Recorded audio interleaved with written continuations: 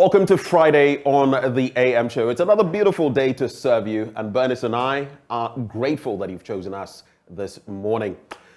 Just stay tuned and enjoy the package we have coming your way. So we start off with the news, which I'll be delivering shortly, but right after that, we're joined by Samuel Kojo-Brace, our colleague right here, assisting editor. He'll be joining me for the news review. And right after that, we'll get into, prime take, and today is a sad day, isn't it? Today we say our farewells to Christian Atsu, and at the State House, the funeral is going to take place. The likes of Asamoah, among others, have been interacting with the likes of the BBC on what is going to happen today. Well, we'll have our very own Muftau Nabila Abdullahi there, bringing us all the details of what will go down as we say farewell, as we bid our last regards to Christian Atsu, a son of the soil, who said. Right after that, you can expect me to bring you my blunt thoughts for the day. I'll be telling you about the title later. But then we get into our big stories. And the first one, the payment of GetFund. Now, the National Union of Ghana Students, together with Africa Education Watch, want the fund to be uncapped. Over the years, they say they have been treated unfairly. Students have been treated unfairly. But what exactly are the details? We'll be bringing you the scoop on that later on the show. And right after that, we'll take you back to the State House at the forecourt, where, in fact, that ceremony will be taking place for Christian Atsu, our fallen hero. That's what the show looks like, but expect a short book review on a book titled My Home, My Hell by Nana Ewusiwa Finn. All the way from the United Kingdom, she'll be joining us for a conversation on some very interesting tidbits on what happened to a lot of people, especially females, during the lockdown period. Stay with us. That's what the show looks like for today. Up next, though, we serve you the latest in the news right here in Ghana.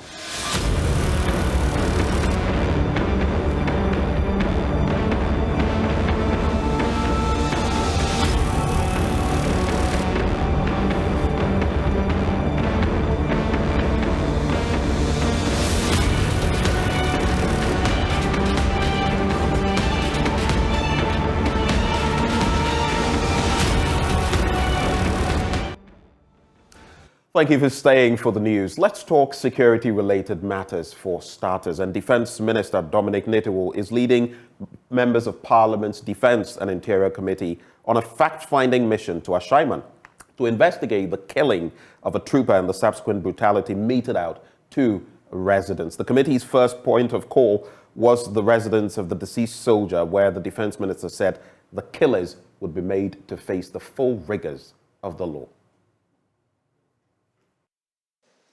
All the military high command that gave the unlawful order should be dismissed immediately. Some victims of the Ashaiman military brutality seated at the Church of Pentecost official town assembly. Some of them with their heads bandaged, bruises still visible on some of them. Women were not spared. A resident, Rosina Eji, tells me she was brutalized by a female soldier. We're in the company bus and then they said, drop down. Everybody should come down. Was it marked? Did you have the name of the company embossed on the bus? B5 plus. Still. So they saw that on the bus? They saw it. They knew it was a company bus. We are workers. They knew. So when people are saying they say they don't brutalize any lady, they are liars.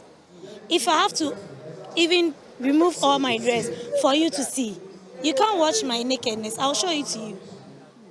Everybody should lie down.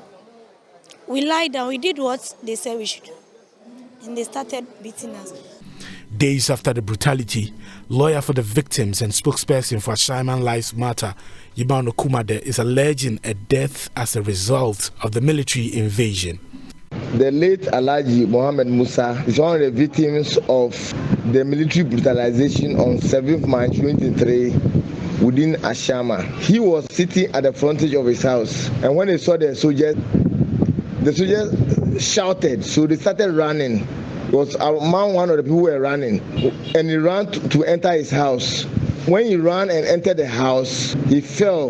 It's already a high pressure, hypertension pressure person. So his pressure shot up and he was admitted at the hospital. We were just informed that 3 days ago, he couldn't survive. A doctor at Official Town Community Hospital who treated many of the victims said some of them experienced severe bleeding. He says a post-mortem on the cause of death will be done to confirm the reported death. Some of them, one of them got a laceration, a female, about 2 or 3 of them got a laceration on the abdomen. Yes, they were serious. They were bleeding. One of them, they were bleeding severe. In fact, the first person who came around 4:30, he was bleeding heavily. So I started suturing. I was suturing him when the second person came. So they started coming. So I finished suturing around 10 a.m. in the morning. Yes. Yesterday, around this time, I was reliably informed that one of them passed away. And I told the conveners that was following up to the referral point to find out the cause of death, if postmortem has been taken, and the postmortem report, so that we can get the actual cause linked to the death. Lawyer and convener for Ashaiman Lives Matter, Yimano Kumade, wants the military high command dismissed. Some cannot walk to this place because they were severely assaulted that they cannot walk. Some cannot have erection. Enough of the brutalization by the military. Enough is enough. You have had enough. And citizens of a country should not be subjected to this type of brutalities. Adequate compensation for the victims. 3, all the military high command that gave the unlawful order should be dismissed immediately. Chairman of the Defense and Interior Committee, Kennedy Japan, says the committee will study the evidence presented to them and make recommendations. And you hear the way people speculate about Ashama, you think they are bad or evil people.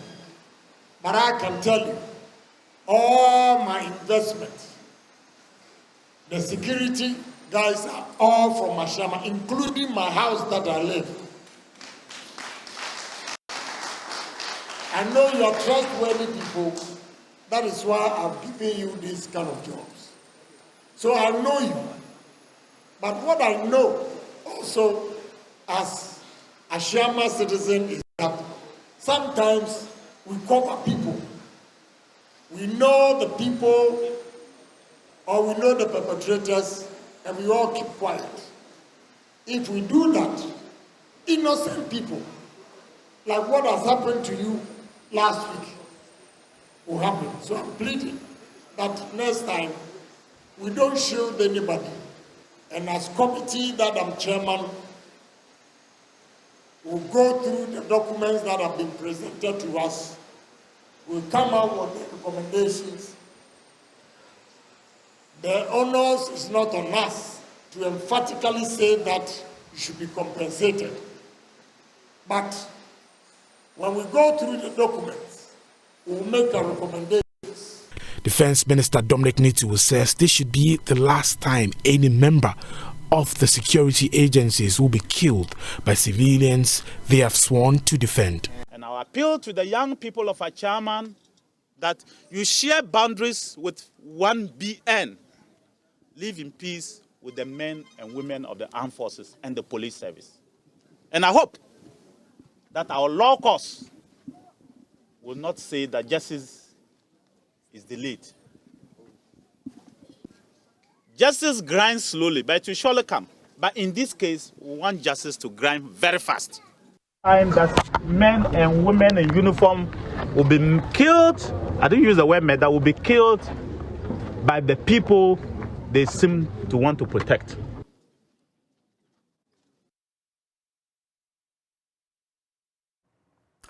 Now, from there, about 42% of Ghana's population dwells in rural areas where a large proportion of the people live in various forms of earth buildings constructed primarily through self self-help efforts.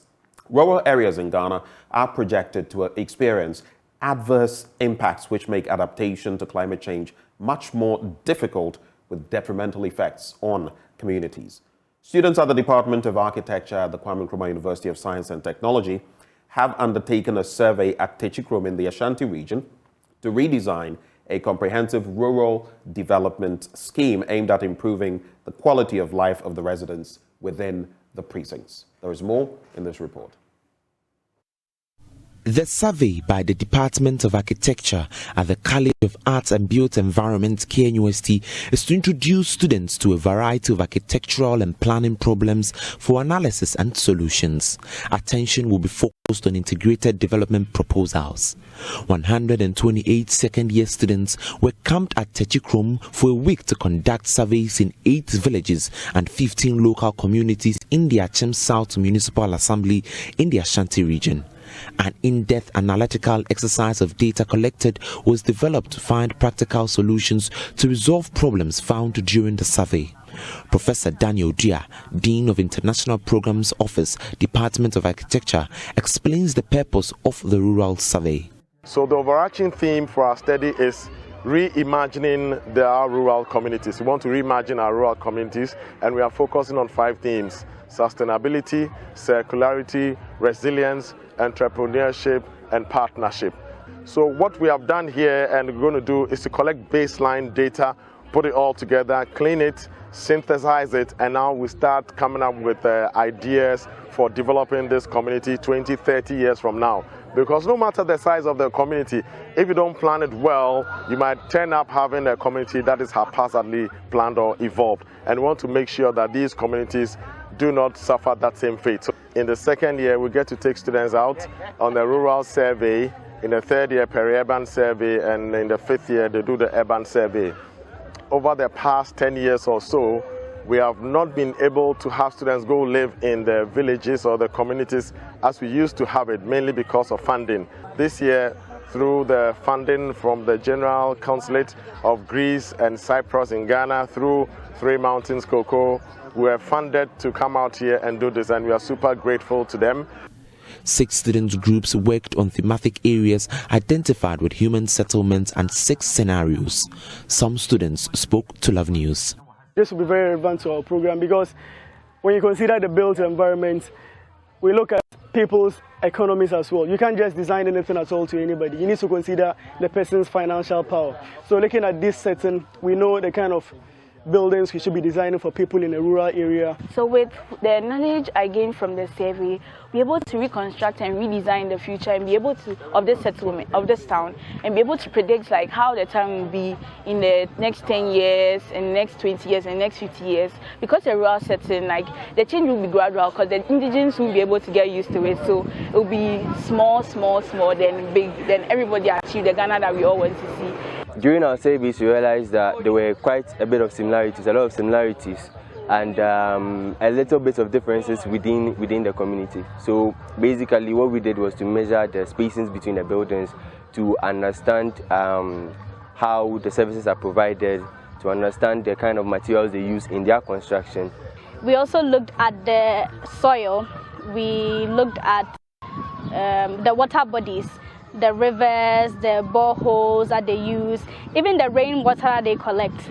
All of this impacts how they live and how we're able to use it to design for them and not impose anything on them. For my group, we worked on physical infrastructure.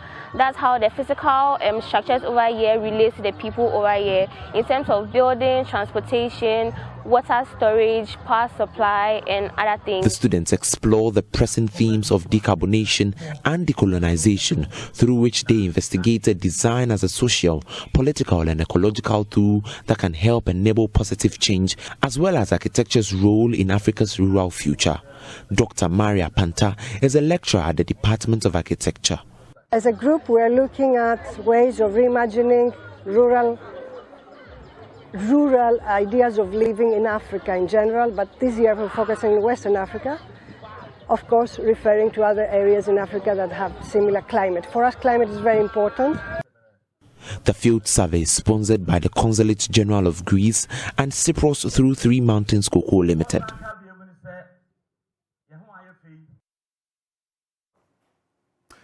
Now, the National Health Insurance Authority in the Upper East region has revealed that the Boku municipality alone accounted for 47% of its membership shortfall for the year 2022. According to the regional director of the NHIA, this was due to the prolonged conflict in the area, which made it unsafe for staff to carry out membership registrations in certain areas of the municipality. He said, even when the staff were available to carry out the registration, many people were unable to turn out due to the volatile security situation. The revelation was made at the 2022 annual performance review meeting of the NHIA in Bolgatanga. Correspondent Albert Sori reports. The 2022 annual performance review meeting of the National Health Insurance Authority, NHIA, in the Upper East region was meant for municipal and district managers of the authority to take stock of their activities in the year under review, identify the gaps, and strategize for the year 2023.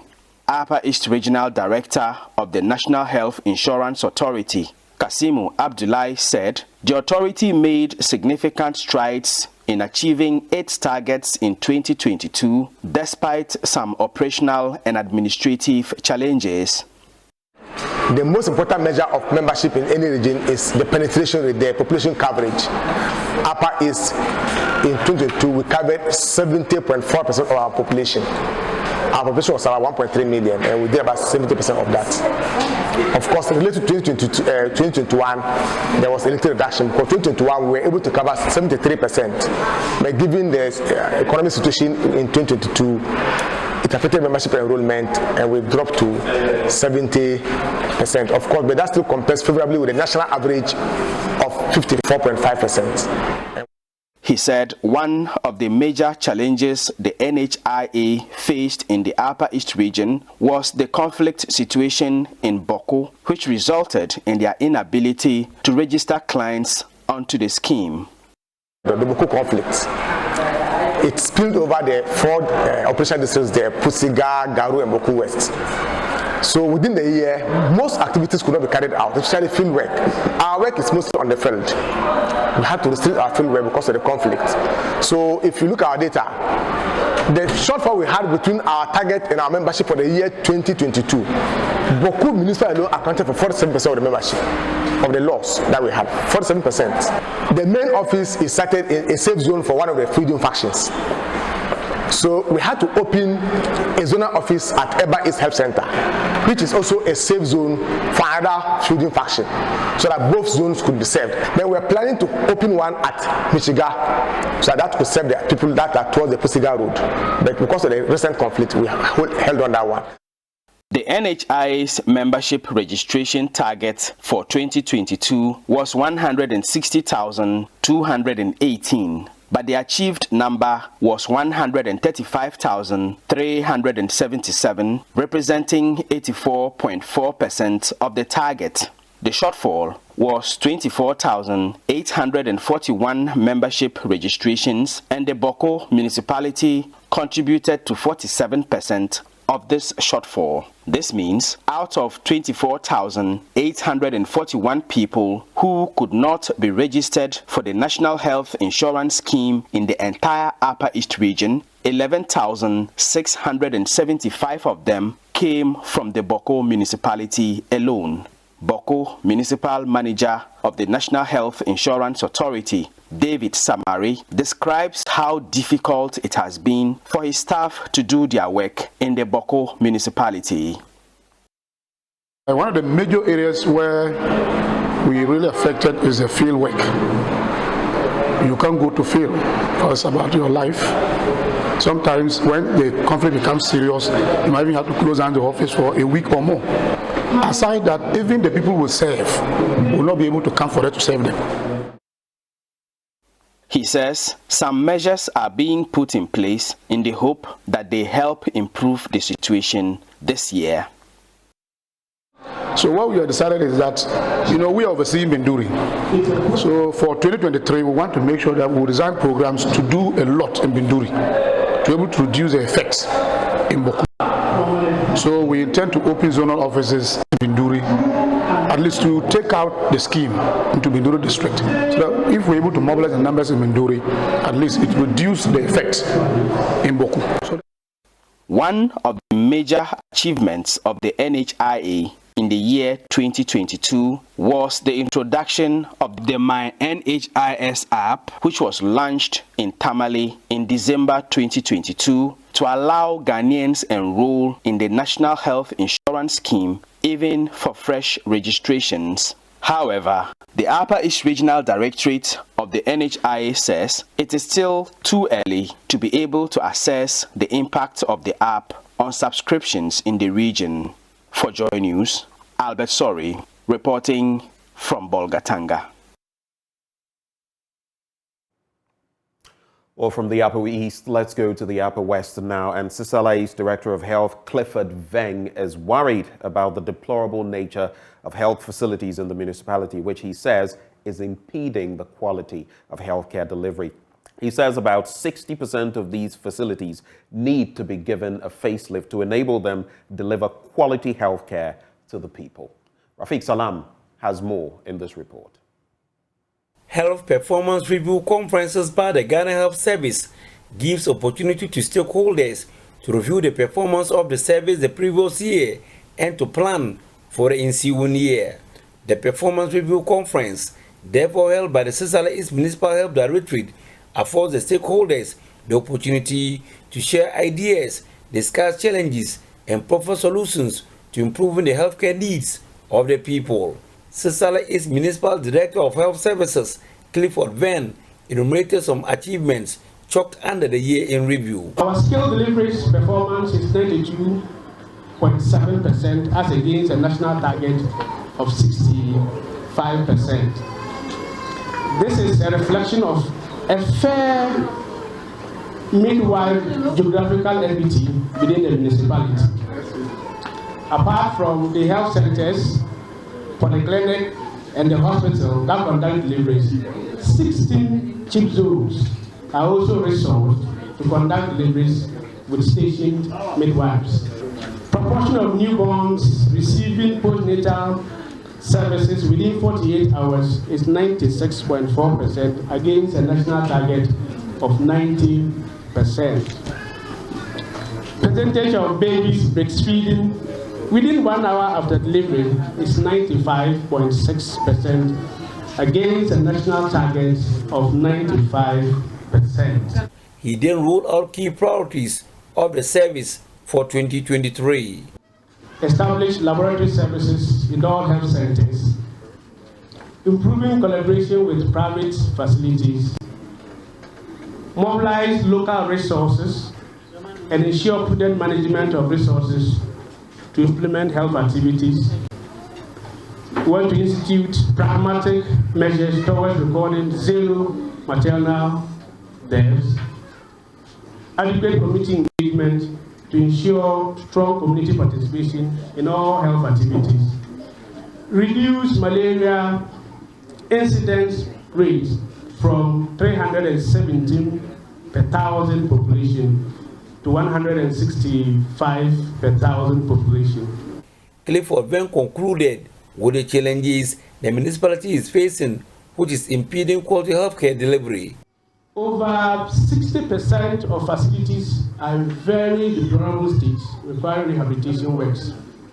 A lot of our facilities have depreciated in their looks and will need to be facelifted. Inadequate medicines and non-medicines consumables affecting effective service delivery. Inadequate basic equipment and logistics in most health facilities. The municipality has only 3 public facilities out of 60 providing laboratory services. The rest are not. Inadequate motorbikes for service delivery. There are only 46 motorbikes against 60 health facilities, with only 39.1% of them functional, implying over 70% of our facilities are running without a functional motorbike.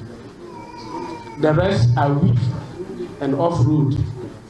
The annual performance review meeting was held on the theme Improving Health System Financing and Support, Critical to Health Service Delivery. Reporting for JoyNews, Rafik Salam, Tumu. It's a wrap for the news, but the news review is up next with Samuel Kojo-Brace. Do stay.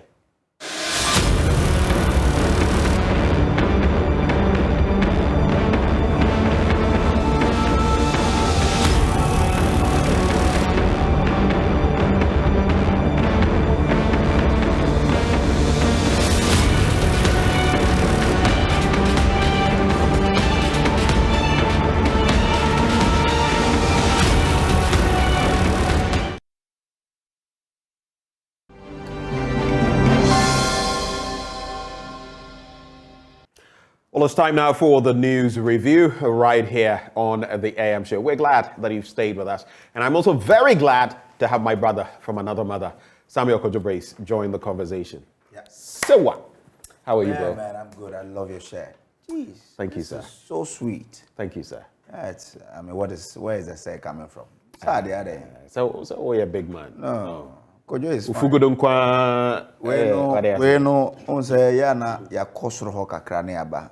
Samuel Mbura say, okay. Or we be horde bremen to any other piano. Okay.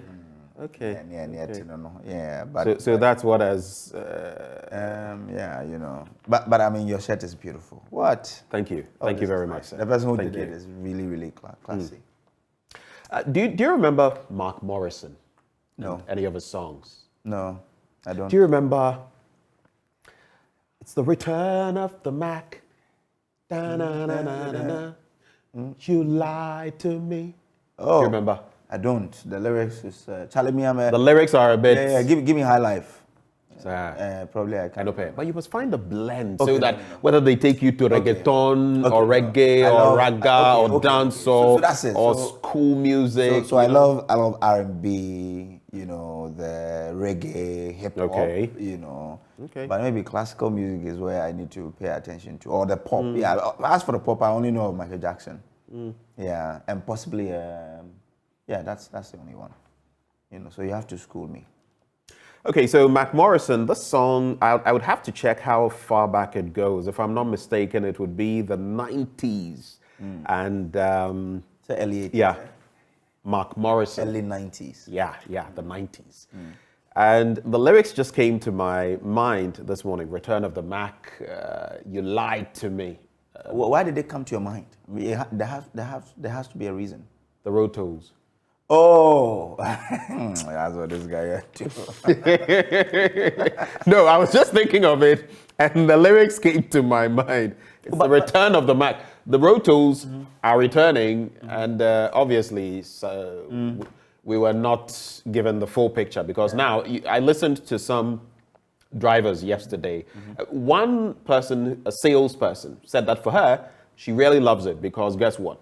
When the toll booths were not functioning, she wasn't getting as much market. You know, the cars were applying that route. Some would stop and purchase bread and all kinds of things. There was more traffic, which meant more business for her. So for her, it's good for them to come back. But for most of the drivers who have spoken about it, some feel aggrieved. They say, wait, you told us the e-levy was going to take, you know, the weight of all of this. So we didn't have to pay the road tolls. If you're bringing back the road tolls, are you going to maintain the e-levy? What are the dynamics? Others said, if you are going to bring them back, at least peg them at what they were before. Don't increase them. You know, in some instances, the outer, considerations could go up as much as 400%. Averagely, it's 88.5%. Some have said, don't do it that way. But on the other end, realistic end, the likes of Engineer Mahama, have made the point that we actually have one of the lowest road toll collection sums. So he was the one I was going to... In the world, not just in Africa, in the world. If you go to our neighboring countries, Burkina Faso, Ivory Coast, and the rest, road tolls are much higher. So weighing the two, where do you... So I was going to cite him that having listened to him, I feel that then it was, and you see, some people predicted that this would have to come back. You remember when they scrapped it, the minority said no, it was a wrong decision, bring it back. I said it was a wrong decision. Yeah. You're earning almost 200,000 cedis, 197,000 cedis plus a day. Okay, yeah. A day. Yeah. Well, why would you throw that away? Annually, we're raking some 17 million. 17.1 million. 17 million, which was not really any money. Because according to Engineer Mahama, I could only do a road from here to Achimota. He said about 1 kilometer of it's stretch. Just 3. Or is it 3 yes, kilometers? Yes. Right. You know, and that's nothing really. So we need to find ways of raking in more. But the point, I spoke to the GPRTU, and their concern was, are we sure they are going to use the monies for the exact purpose for which it is you know, that toll was brought into being? If that is it, then we don't have a problem. For example, look, if you drive on a better road, who says you care about how much you pay as a road toll? You won't. But the fact is that sometimes, or you know, sometimes, all the time, we misapply those funds. And so you see that we'll be complaining about poor roads when we are told that road toll is to go into making sure that we drive on better roads. So the bottom line is we are willing to pay any amount. I mean, not too exorbitant anyway. But if we can be assured of driving on better roads, of course. Once we see the delivery. Who doesn't love to drive on a better road? We'll drive on it and pay. Another aspect of this conversation, right before we get into the papers, is the collection. Some have said, and you know, our brothers and sisters, the PWDs, people with disability, a lot of them had some roles to play. When this went, they also lost their source of sustenance. But some have also said that even in terms of collections, we're being shortchanged. Yeah. And that the human element, some people were taking advantage. So maybe they are tendering 5,000 cedis a day when it's actually 6,000 cedis 500, and someone has pocketed part of it. I'm not saying they were doing that. I'm just saying that reflective. One, the fact that a lot of them lost their jobs. Two, the fact that the human interface was also posing a problem. Now, some have said that let's use electronic systems. Let's not go back to the human system. Let's go back to, let's use an electronic system such that maybe every week or something, you know, these gadgets monitor your movement, and then they send you a bill at the end of the week, rather than have to go and queue and waste people's time and all of that. What's your take on that? Yeah. I think it's the right way to go, but I think about our country and where we are in terms of, you know, expanding to create jobs. There are no jobs. You know, these people, the persons with fiscal challenges, when they were taking off the business, were told that they were going to be reassigned. According to them, they were never reassigned. So yes, we have to automate it, which is the right way, so that we can see realistic revenues coming from that end. But we should also consider these fiscally challenged people who were fortunate enough to be employed to sit there. Maybe we should find a balance between automation and having the presence of a human there to ensure that we still keep these people somehow employed whilst raking in the realistic revenues. I'm thinking it's something that we can do, isn't it? We can have the automation done, and we can have these people there probably manning and ensuring that when anything else, you know, happens, we are able to still go ahead to collect it. So yes, it's important that we automate. I mean, I have always held the notion that I'm not sure we really get the exact monies that do come to these stores or these booths. Right. The way so maybe we should streamline we should it find a so way. that there's little chance for theft, if you like. Exactly, yes. If there's a way, and there's a way, technology can find a way to ensure that you are getting these people to account for every penny. Right. Whilst they also earn something at the end of the month. Because when we take them out, look, their stories are miserable. You remember when this thing was scrapped? Yeah. We told stories of this woman who had about 6 children. Yeah. Who couldn't feed them because she was out of job. So we should, Ghana is a country, we are a developing country. We are not like the United States, we are not like the UK's, where you would probably think that we are so developed that everybody is being catered for. For us, that's not the case. So you find someone who's physically challenged, who cannot earn any money at the end of the month. He or she needs to be employed. So let's keep them there, but let's find ways to minimize the rate at which they, in quote, steal, because we can prove it, that we have those perceptions. Well, right before we get into the papers, Endpoint Homeopathic Clinic is the entity that makes it possible for us to bring you the news review. Now, we're offering free prostate screening and free female fertility screening as well. You can locate us all over the country.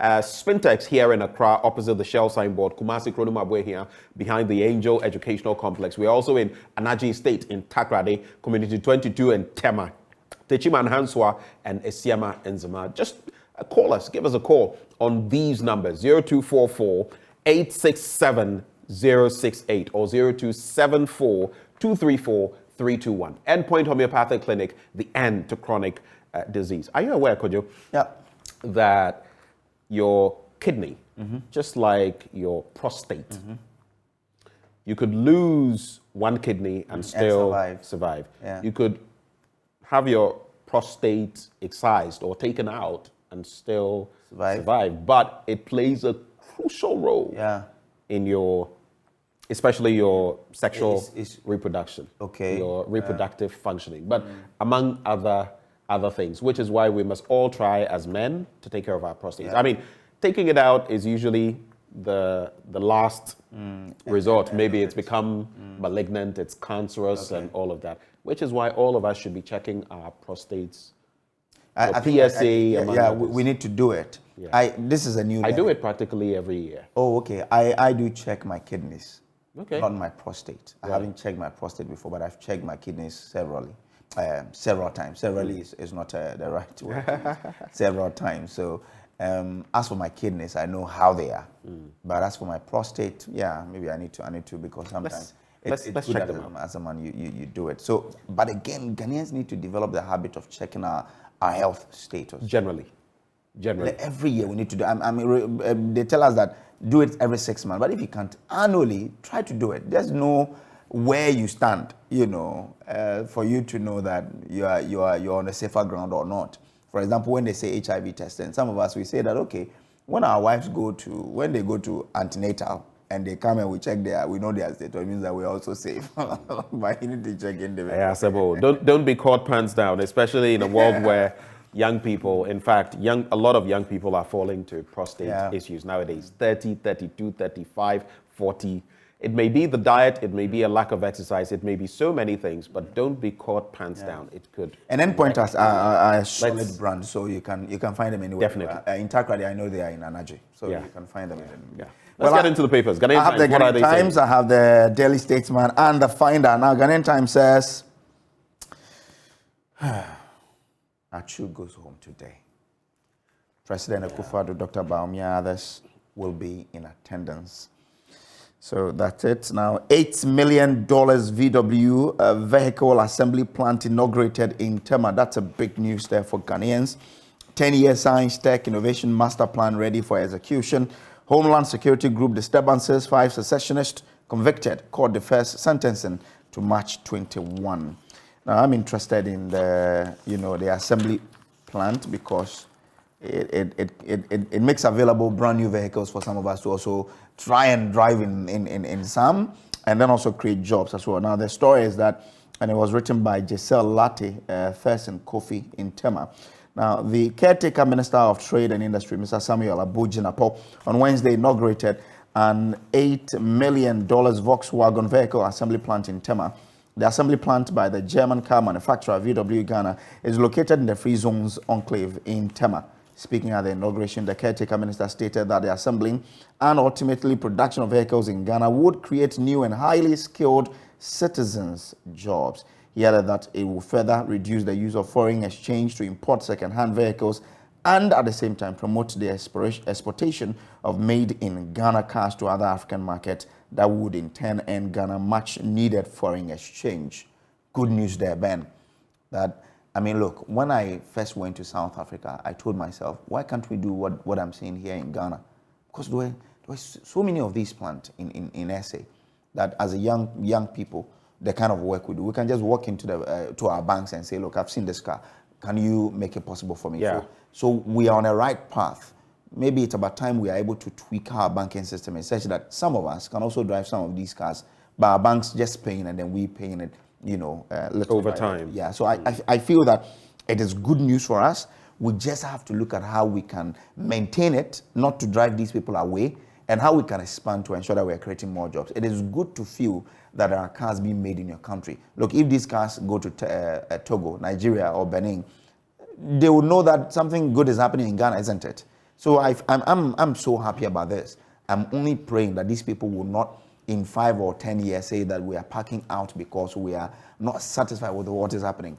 There were companies that set up in Takrady. They had to pack and come to Accra because they were not satisfied with how businesses were. I've seen two of such car brands. I mean, that set up in Takrady, but had to leave because businesses were not good. So let's patronize them. Let's find a way to patronize their goods such that they will feel so good to continue whilst creating jobs for our brothers and sisters in that sector. So good one there to know. Now, 10 years science and tech, but Ben, aren't you happy to also get a brand new car from Volkswagen to drive here in Ghana?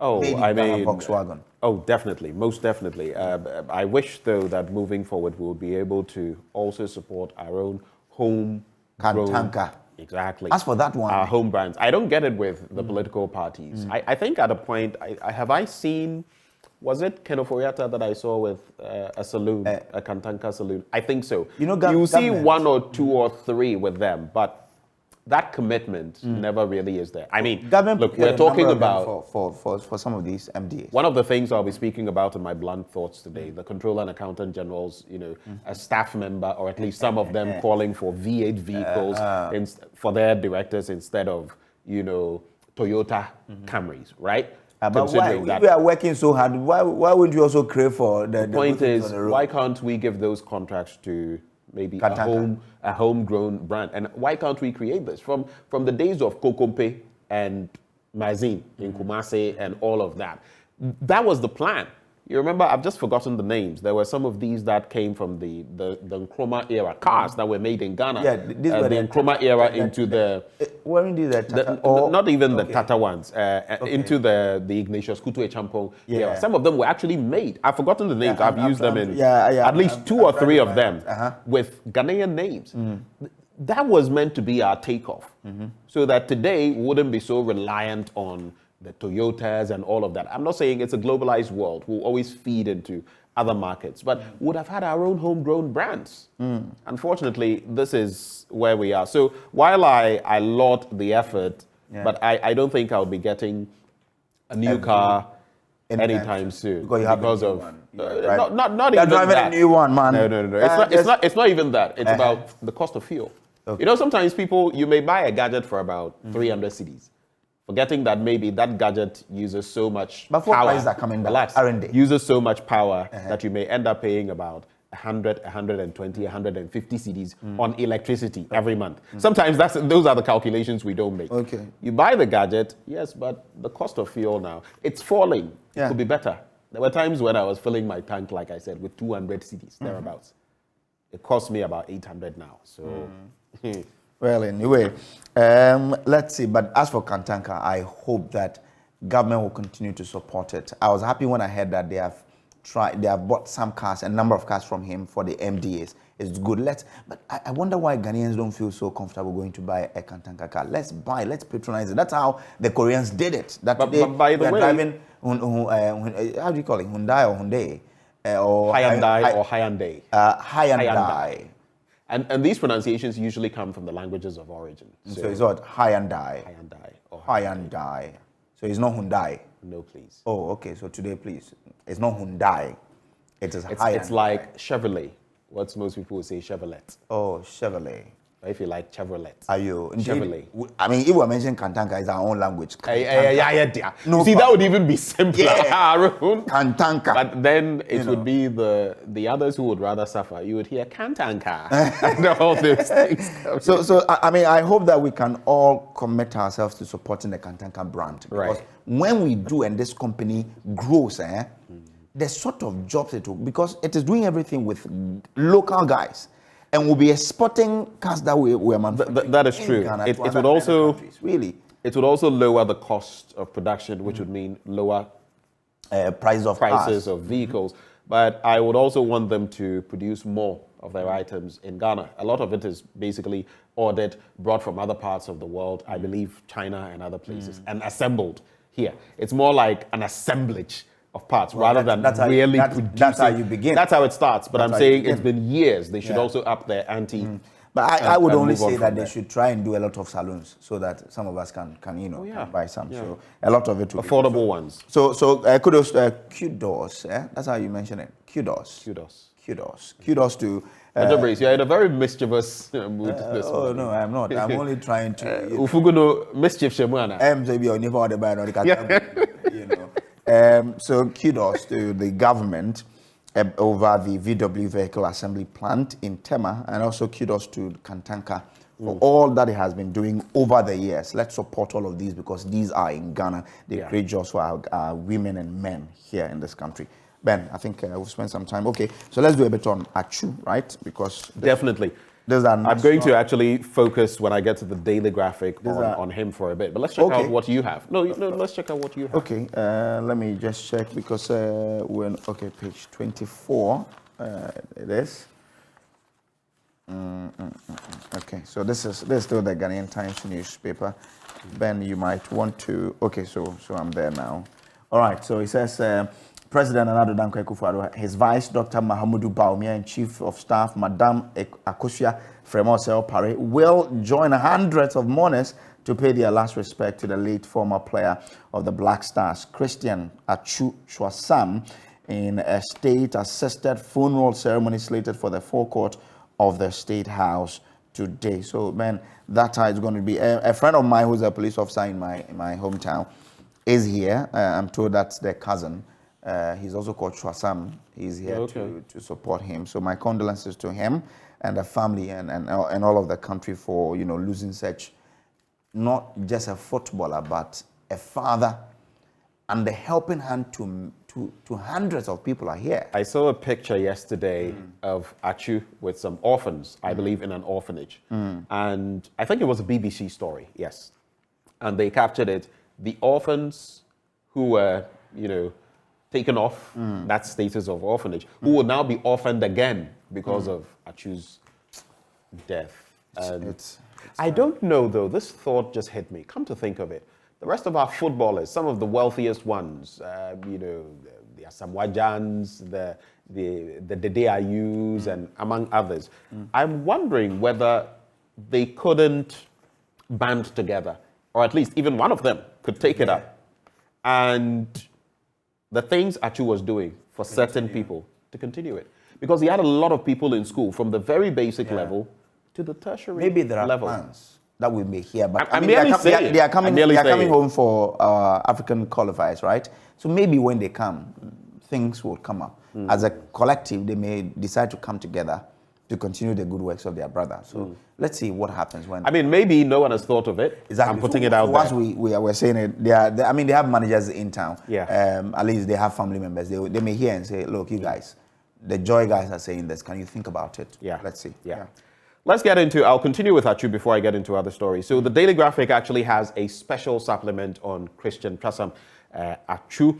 And guess what? He has not played for Ghana since limping off injured during the 2019 Africa Cup of Nations group clash against Cameroon in Ismaila in Egypt. Since that time, that was how he ended his national career. There was so much talk about who was doing what and the reasons for which he did not play, but we'll not get into that.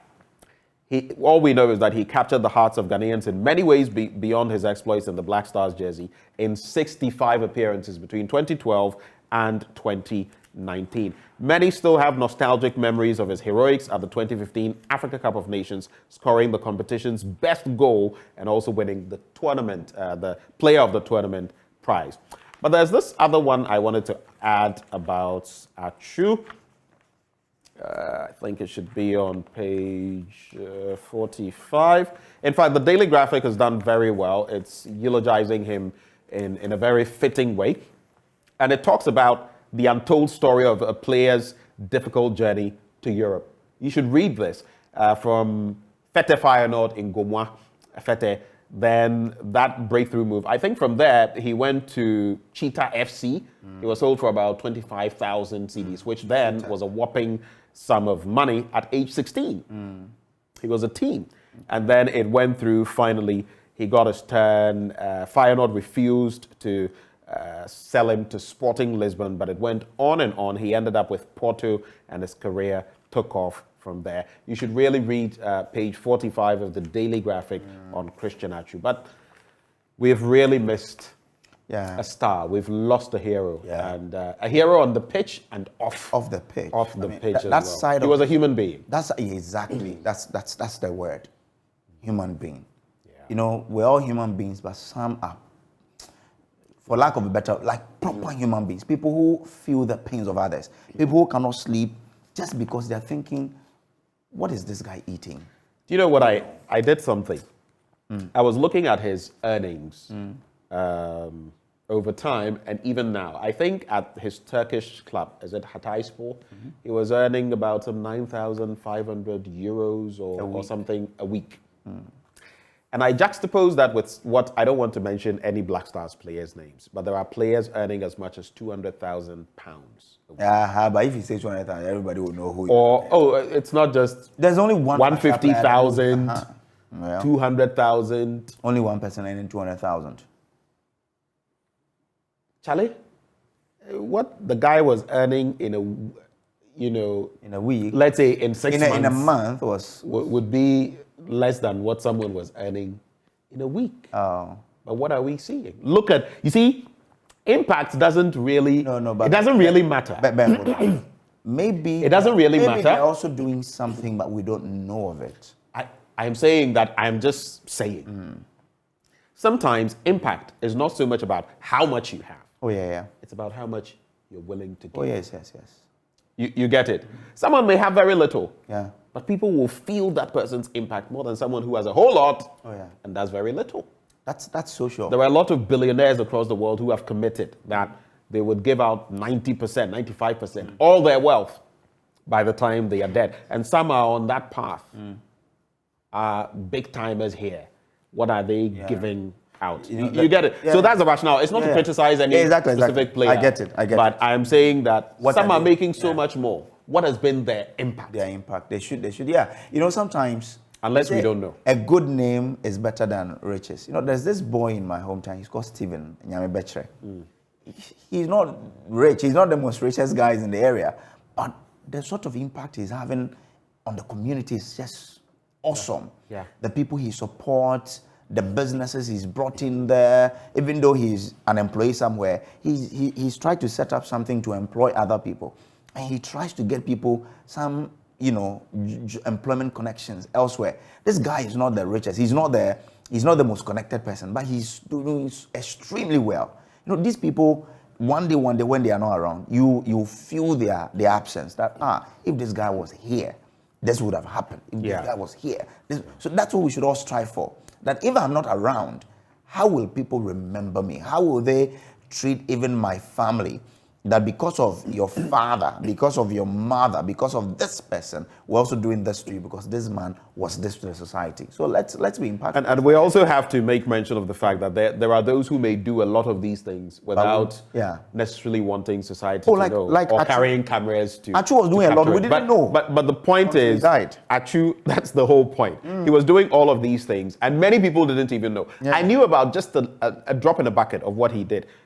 After his death, then I got to know so much more. So, there are many dynamics to it, but I'm merely saying that having so much... Let's see more from Let's spread it around. I always remember the saying, someday, I saw it and it practically changed my life. Someday, the poor will have nothing else to eat but the rich.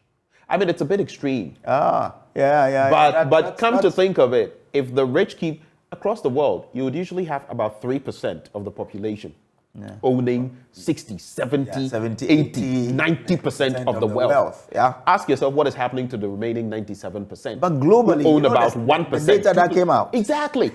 In many countries. In the West, in the developed North, in the economic North, it is much better. In the economic South, it is much worse. And in our parts of the world, there are very few of these people that we can point to. So when we have them, let's let them show that love. Let people know that it's not all about buying Lamborghinis and Ferraris like sometimes. I'm saying you can use your money. Like we see on Snapchat and all of that. You can use your money to do all of that. But what is your impact on society? That is. Let's feel it. Anyway, a graphic development series, high-level agric dialogue in Kumasi under the auspices of Otumfuose 2.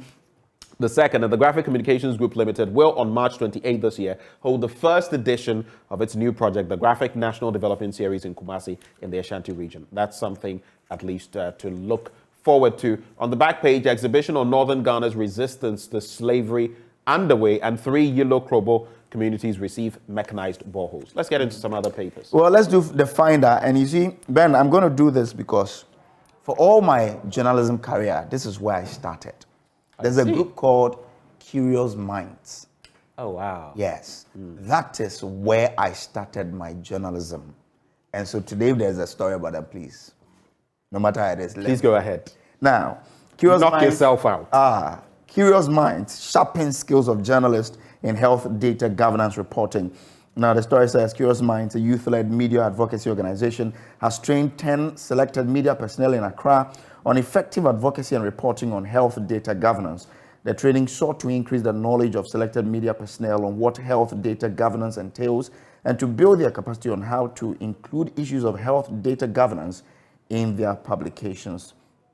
Now, the advocacy and communications officer at Curious Minds, Joanna Na Ajele Obene, urged the media personnel to encourage the public through their stories to ask relevant questions at all times, especially when they visit the hospital. If you're a parent and your child tells you, I want to join Curious Minds, allow him or her. There are greater people who have come out of, look, myself, Justice Baidu, there's a guy called Samuel, I've forgotten the name, but they've produced a lot of great guys. So if your child says, I want to join Curious Minds, and there are clubs in the regions.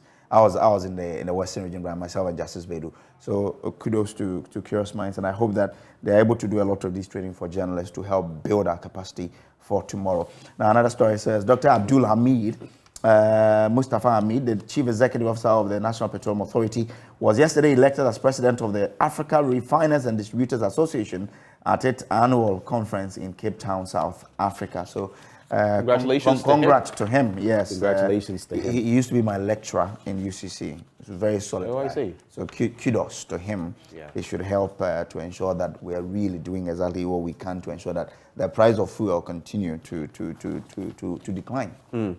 Let's quickly do these two stories in the Daily Guide and we're done. Man dies from Ashaiman military brutality. And in a related story, military command accepts Ashaiman responsibility. So Minister of Defense Dominic Nintuwo has stated that the military high command has accepted responsibility for sanctioning the recent swoop conducted by some soldiers in Ashaiman. The command, according to him, indicated that the operation was intelligence-led and had been planned for a long time by the military. But one person has been reported dead from the military invasion of Ashaiman over the killing of a soldier at Taifa. According to the report, a certain Alhaj Muhammad Musa was said to have died as a result of the military brutalities. The deceased, who was said to be suffering from high blood pressure, fell and became unconscious when the military gave him a hot chase. He was rushed to the hospital where he was confirmed dead upon arrival. Sometimes people have health conditions and you go touch them and you're looking for trouble because anything could happen. And unfortunately, in this instance, that happened. Huge cash burnt in Ketia fire. It has emerged that apart from the destruction of goods and wares, the affected traders in the Kumasi Ketia market fire also lost undisclosed amounts of money, which went up in the flames. I think with these, for those that can be recovered with a bit of, I think the banks that's money. Can you say, I saw 100 CDs, 200 CDs, 50 CDs, Charlie? A lot of it. Bundles. Oh, my goodness.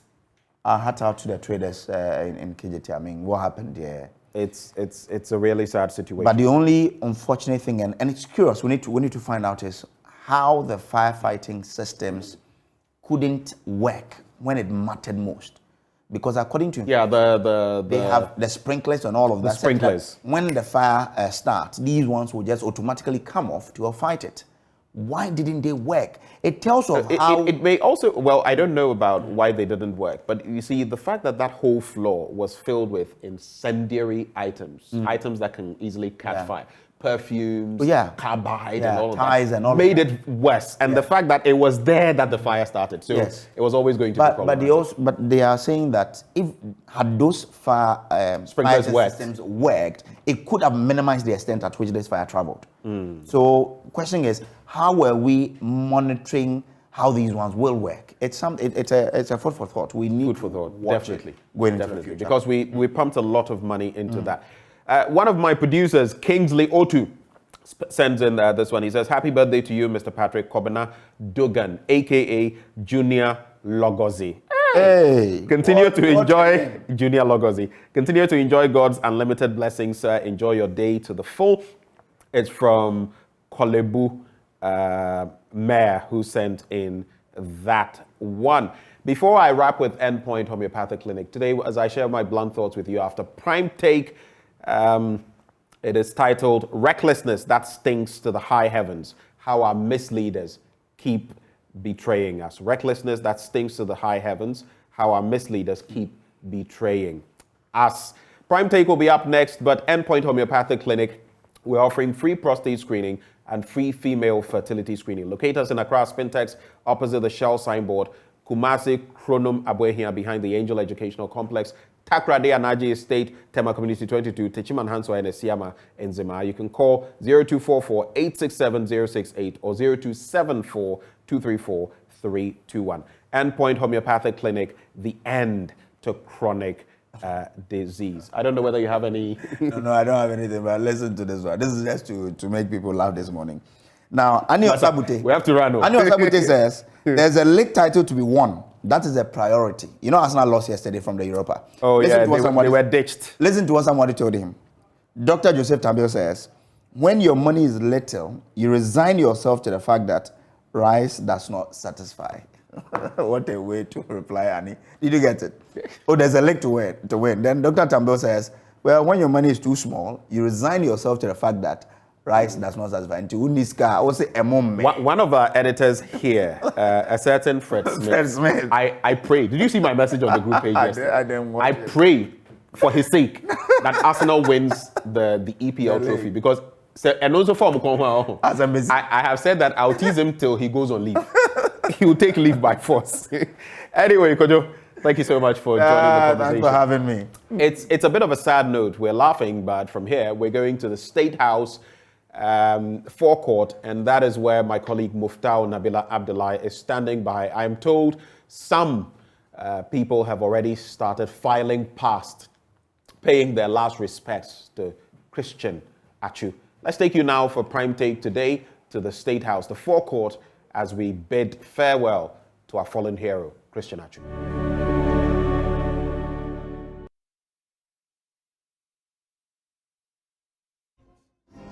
For former Ghana midfielder Christian Achu, a man who left home to feed home, has returned to the house, bringing the people he stepped out of the house to feed. Tears unconfined, tears that many of them would always wonder why this early. Christian Achu was a man, not just his talent, but the benevolence of his heart is actually one thing that many people are admiring. Right behind me is the remains of the man who brought joy to all of us, millions of people, in fact billions of people across the world. Unfortunately, what we see here, that skill that he brought the joy to the millions of people with is in that left foot he has lying down there. He's taking that skill away. The heart that he's got in there, that touched millions of people, he's lying down there with that heart. The millions of people who benefited from the benevolence of Christian Achu are asking the question, who is going to be the next Christian Achu? Who is going to be our next Messiah? Quite unfortunate for many people who relied on this man for their source of livelihood. Here is the State House where the pre-burial and final funeral rites of Christian Achu is happening. At about 6:30 a.m., his family were the first people to file past the body before the other members of the public were allowed to pass through and pay their last respect to him. One of his former clubs, Cheetah FC, just arrived at the venue where it is happening. The former Vice President of the Ghana Football Association, George Ofrie, is also here.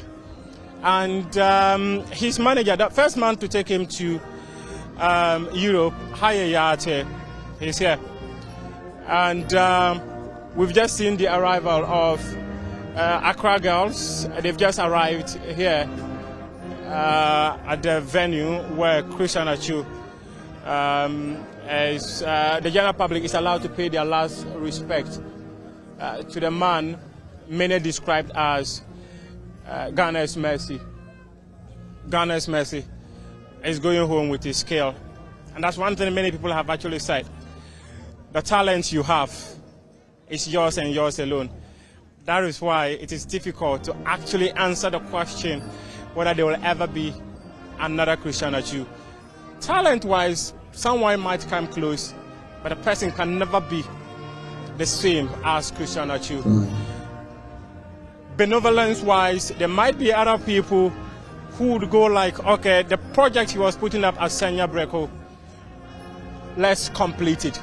But would they be committed to doing it as the man who had it at the center of his heart? If you have heard many people, he sent an email to the project managers telling them that let's postpone the commissioning of the project to the latter part of the season, specifically June, where the season would end, and we would have many footballers in the country because the season would be over. So he would bring them to come for the commissioner, but unfortunately, it never happened. The former Vice President of the Ghana Football Association, George Ofrie, is joining me right now. I'm not sure there's anyone who was close to Christian Achu than George Ofrie. Have you come to terms with the fact that this is Christian Achu lying behind us? Muftar, this is difficult. I just went file past the mortal remains, and Muftar, it's not easy. I mean, there's only one lesson. We must be very humble in life. We must be generous. We must be God-fearing. In this world, we are here just on transit. And for me, Christian is right sitting at the right hand side of the Almighty God. He lived a very decent life. He was so humble, affable, loved by all. His generosity, I mean, a lot of people have said a lot about him. His Christian life was so perfect. But this is how he ended his stay on earth. It just goes to say one thing, that we don't know. Today, he has found his eternal life. What about you and I? Do you know how we are going to end our exit on earth? We don't know. So for me, I think that we must always be very humble.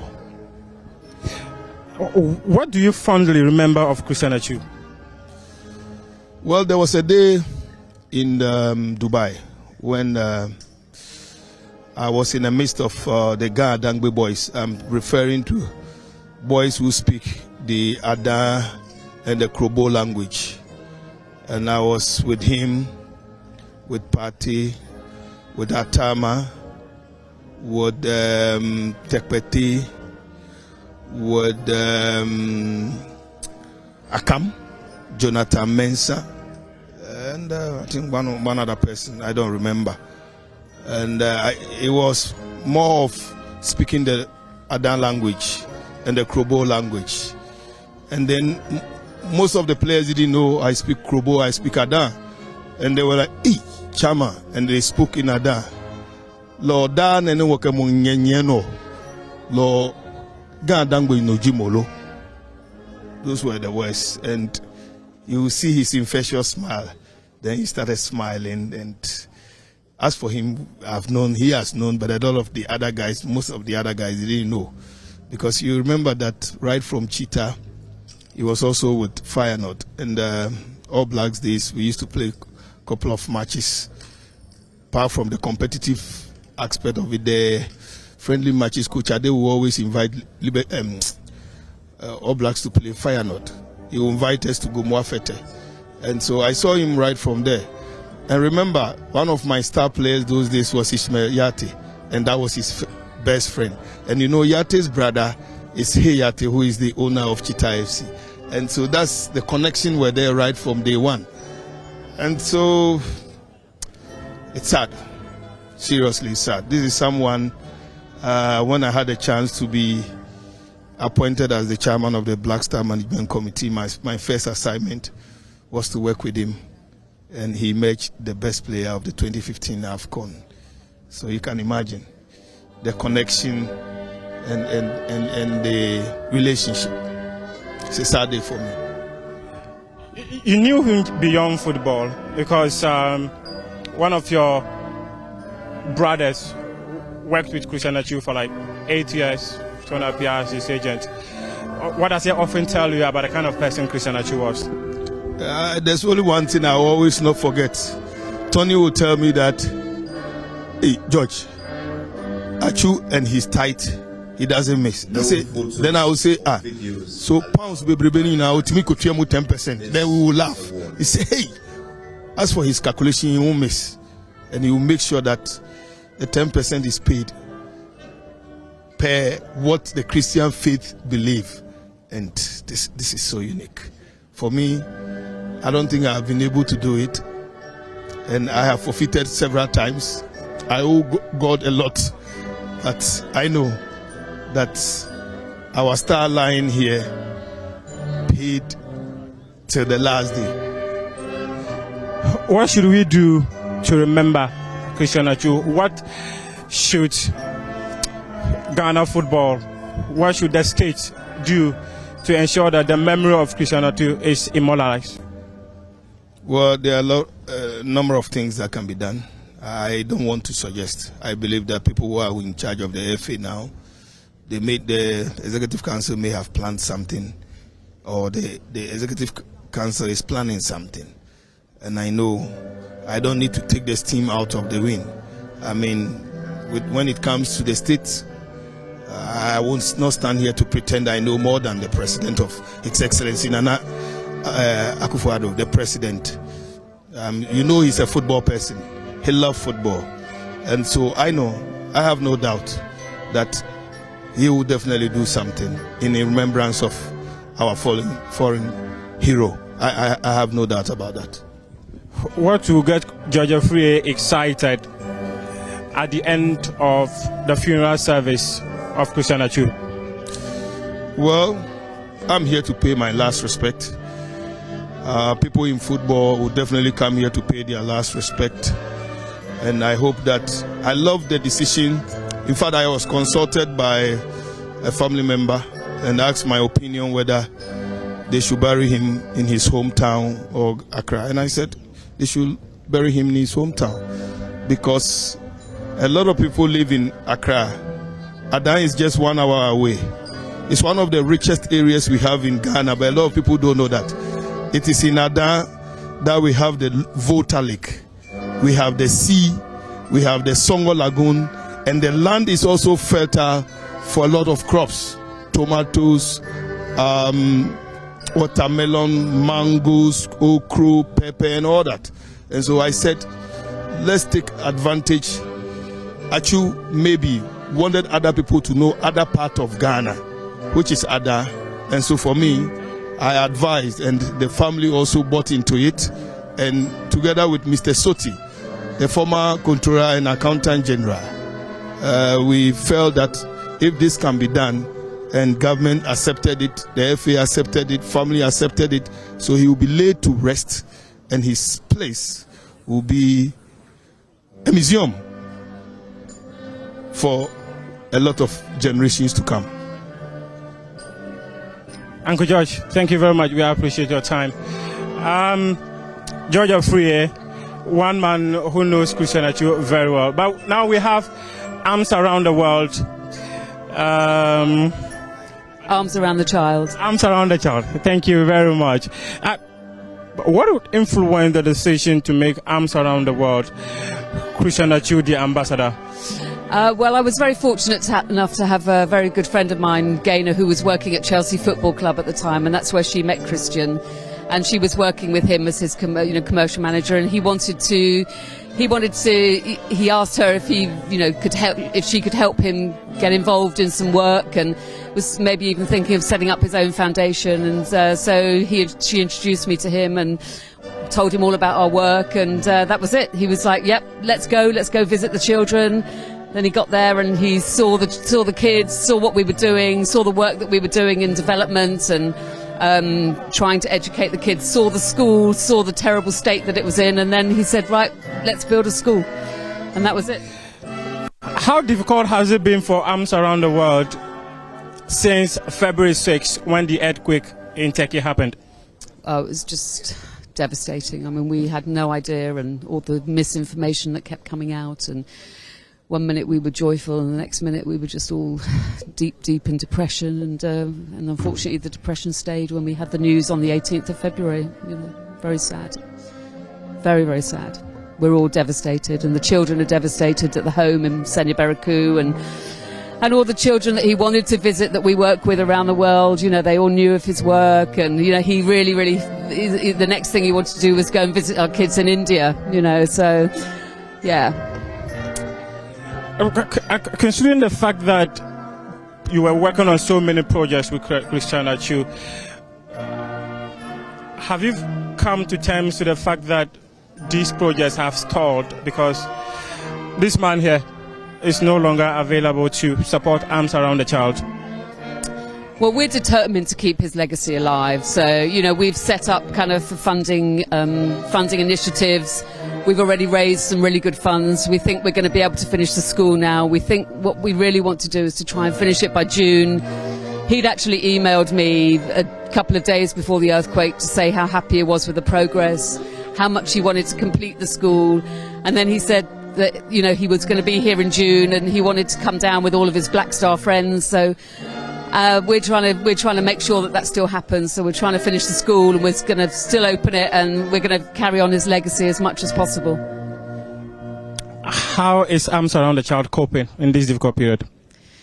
Yeah, I mean, we're just all just extremely sad, just devastated, and the children are devastated, and I think time is a great healer, and the thing is about, these situations, we just remember the good times. We remember his beautiful, joyous face, and, when the times when he came to visit the kids, and how he just used to throw his shoes off and play football with them, and, you just have to remember, just have to look back and with the joy that he brought to everybody, and that's how we carry on, really.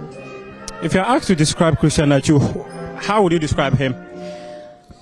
Well, I mean, not only was he a very talented footballer, but, he was a very kind, very considerate, he had great empathy, and, he was just beautiful inside and out. Thank you very much, and I wish you and then the foundation all the best. But is there anything you are doing to complete the project? Well, I mean, we're fundraising at the moment, so we're just, every little penny counts towards whatever we're trying to achieve in order to complete the project, and that's what we're doing. So we've got a couple of things lined up in the UK, hopefully maybe a charity match, and also we did the Black Star Gala with Christian, and that's what jump-started the whole funding of the school in the first place, and we're hoping to do the Black Star Gala again in his honour, and to uphold his legacy. Yeah. Thank you very much. I wish you and Arms Around the Child all the best. Accept the condolences on behalf of myself to Arms Around the Child. We wish you all the best. Thank you. Thank you very much. Thank you. Thank you, Ghana Police. It's really difficult moment for. Please come. Please join me. This we have. Is it Gaynor Fashion? Yes. Gaynor Fashion, Global Director of Ellie Miller, right? So I worked with Christian on his commercial PR stuff and developed his charity side of things. So I introduced Ellie to Christian a number of years ago. Yeah, Christian and I spent many years going to many different interviews with different charities, and he finally decided on Arms Around the Child because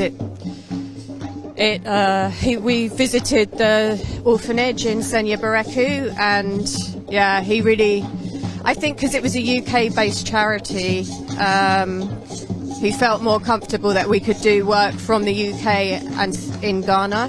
So yeah, that's how the connection is. Knowing Christian Achu at close range, how will you describe him? Like literally, I'd say I'm not even exaggerating when I say this. He's 1 in a million. They broke the mold when they made him. Like seriously, I've worked with many footballers. I used to work at Chelsea Football Club, and he is up there in terms of him as a human being. Forget the football side. Obviously, he's a very talented footballer, but as a person and a human being, he was just an ordinary guy, like living his dream. And just his faith was very important to him as well. And I mean, what can I say? I just can't believe he's no longer here. Does it feel like a dream that he's no more?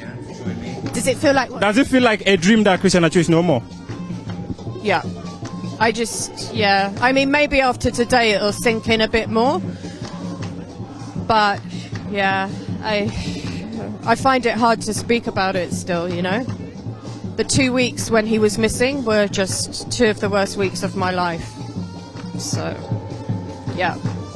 It's a sad loss for everybody. But on the positive side, we look at ourselves now and we try and make ourselves more like him as a human. We can improve our own selves to, learn from him and try and live our lives in a better way like he did. Is there anything about Christian Achu that you remember for the rest of your life? Yeah, one day we were driving in Newcastle and he said to me that he'd asked God to bring people into his life that will help him grow as a person. And I felt like I was so privileged that I had met him, and yeah, that's the thing that sticks out to me the most, because it's a huge compliment for me that I was able to spend so many years working with him. Yeah. Sorry for the loss of Christian Achu. It's a big loss for everyone, not just in football, but the whole world. Yeah, thank you very much. Thank you. Okay, I wish you all the best. Thank you. Thank you very much. Christian Achu, that is Gainer Fashion, Global Director of Elimila. As you heard her, she worked with Christian Achu for many years. When Christian Achu came to Newcastle, she was Christian Achu's international PR, and she planned most of Christian Achu's interviews that he conducted, and I should tell you that she really knows Christian Achu very well. Quite difficult for her, quite difficult for everyone involved in football, quite difficult for the whole of the country, Ghana, and people who knew Christian Achu personally. I asked a question earlier: who is going to be the next Christian Achu to come through for the less privileged in society, who were always dependent on the benevolence of Christian Achu to feed, to pay their fees? Just maybe along the line someone will step up, but at this point it's pretty difficult. You heard her. Maybe after this body is taken away from here to his village and buried, she would finally finally accept that Christian Atsu is no more. Please join me here. We have been joined by you were managing Christian Atsu's charity, isn't that? The director, Turkish Foundation. Yes. So that's the director of Turkish Foundation. Your name, please? I'm Seth Esiedu. So Seth Esiedu, thanks very much for joining us. Talk to us. Look behind you and tell me whether you believe that is Christian Atsu. Thank you very much for the opportunity. In actual fact, when the incident happened, I still had hope that my brother is still alive. But today, when I saw my brother in a casket, I realized that he's gone. He has suffered, but then I believe that the kind of work he has done on this earth and the kind of heart he has exhibited for people, I believe that the good Lord had received him in his bosom. How difficult has it been for you and the rest of the children? It hasn't been easy for us since the issue happened. From the time the issue happened till the time the news came that he is no more, the 1 week celebration and today, it hasn't been easy. We have consoled the children and the staff. We have consoled ourselves.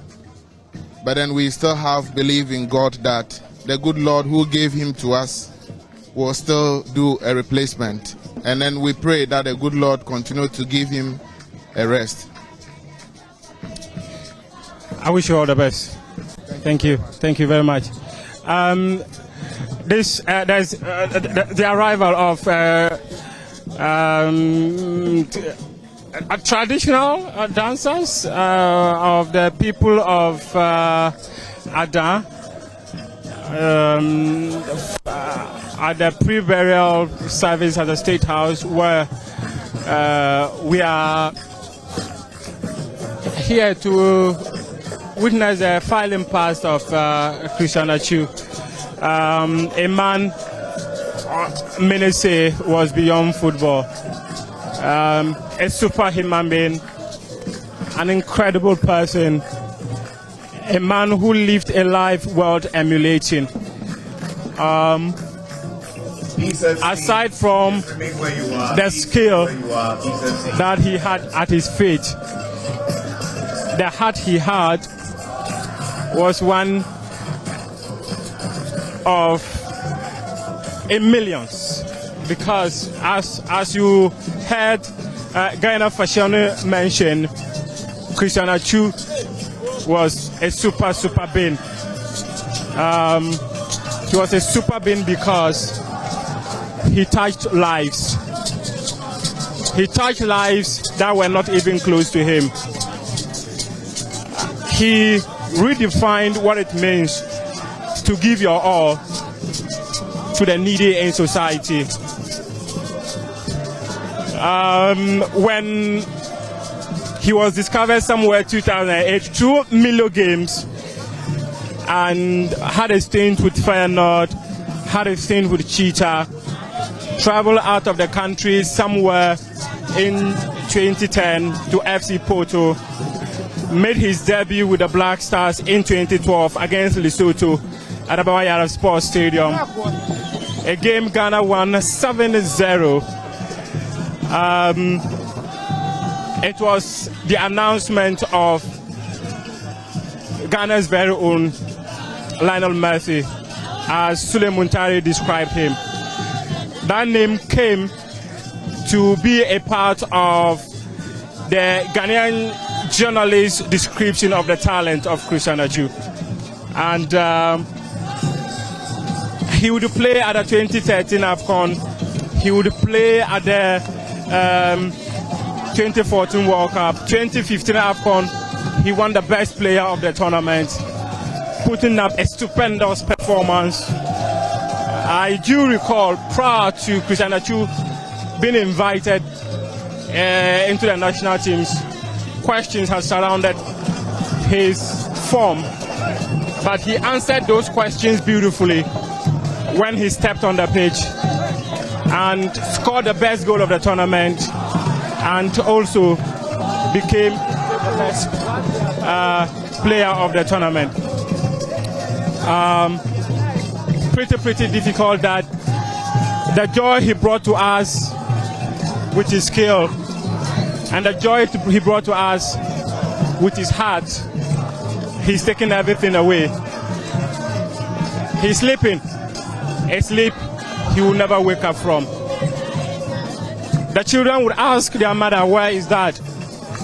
And when that question comes, it will be really difficult for Mary Rupio to be able to answer that question. It's difficult, really difficult. Amsaran the child has spoken to us. Former Vice President of the Ghana Football Association, George Freya, has spoken to us. And Seta Siedu, who is the director of Christian Achu's charity, has also spoken to us. What we currently have here is the traditional dance of the people of Adan who have arrived for the funeral of Christian Achu. The melodious crew band. It's a day of sadness, because many people who doubted that Christian Achu was no more, they have seen him, and the chains of running through their cheeks has been really difficult.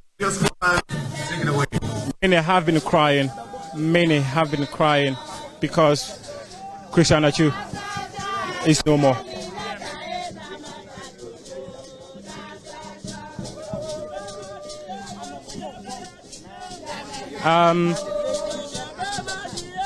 Blunt toss will be coming your way pretty soon.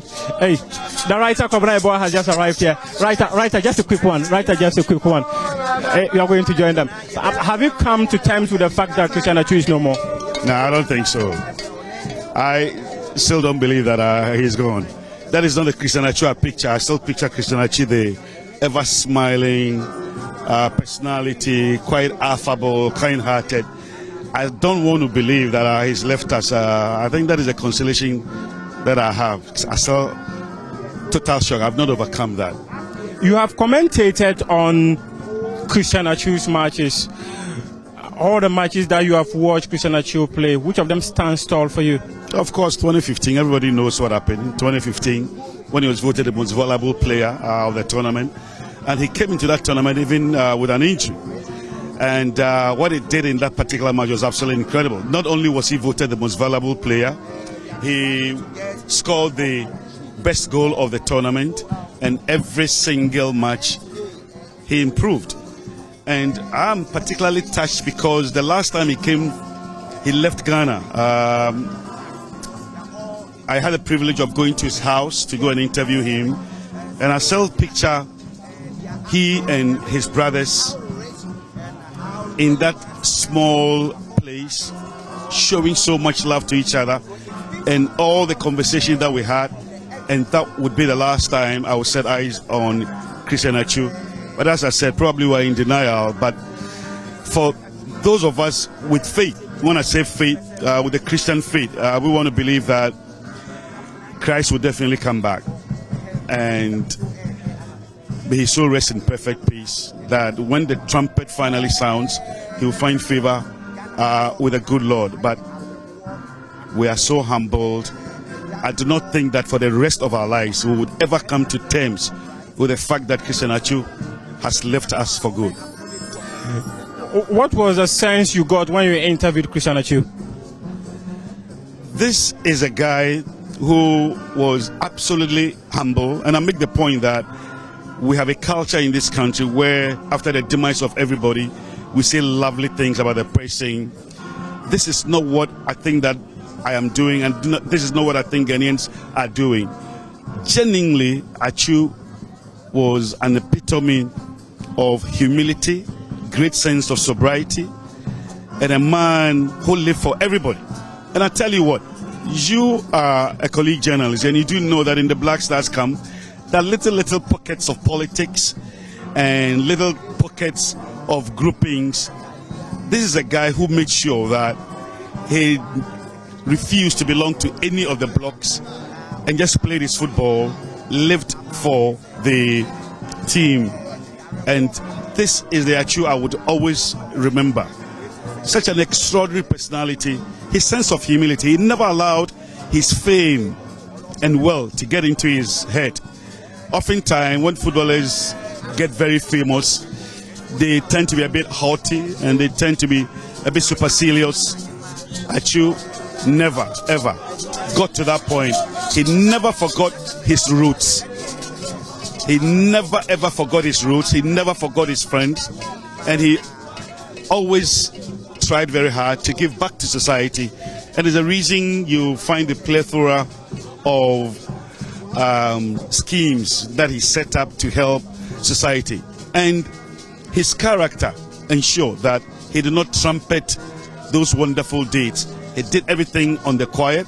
It was only after his demise that a lot of people came to terms with what he was actually doing to help society. And he's an extraordinary personality. Again, we take solace in the fact that nobody has a full comprehension of what the good Lord does. We cannot comprehend what God does. And what we've realized is that a number of very good personalities, the good Lord, in his own infinite wisdom, tends to take them quite early. So the Lord knows precisely what he's doing, and we can only pray and hope that he's gone, but those of us still alive will take inspiration from Achu's good deeds and be good personalities in the service of the nation and in the service of God. Thank you very much, the writer. That is Kwabena Yeboah, President of the Sports Writers Association of Ghana. He's going to file past the body of Christian Achu. As you heard him mention, pretty difficult to accept that Christian Achu is no more. But as he gets close to take a look at the casket and the body or the remains in that casket, maybe he would have a different message. Pretty difficult to explain what the good Lord wants and does, as you heard him mention. The facial expression of Kwabena Yeboah says a lot. He has seen him and he's coming back, trying so hard to hold back tears from his eyes. It's difficult now. But we go over to the studio where my colleague Akakpo is standing by with blunt toss.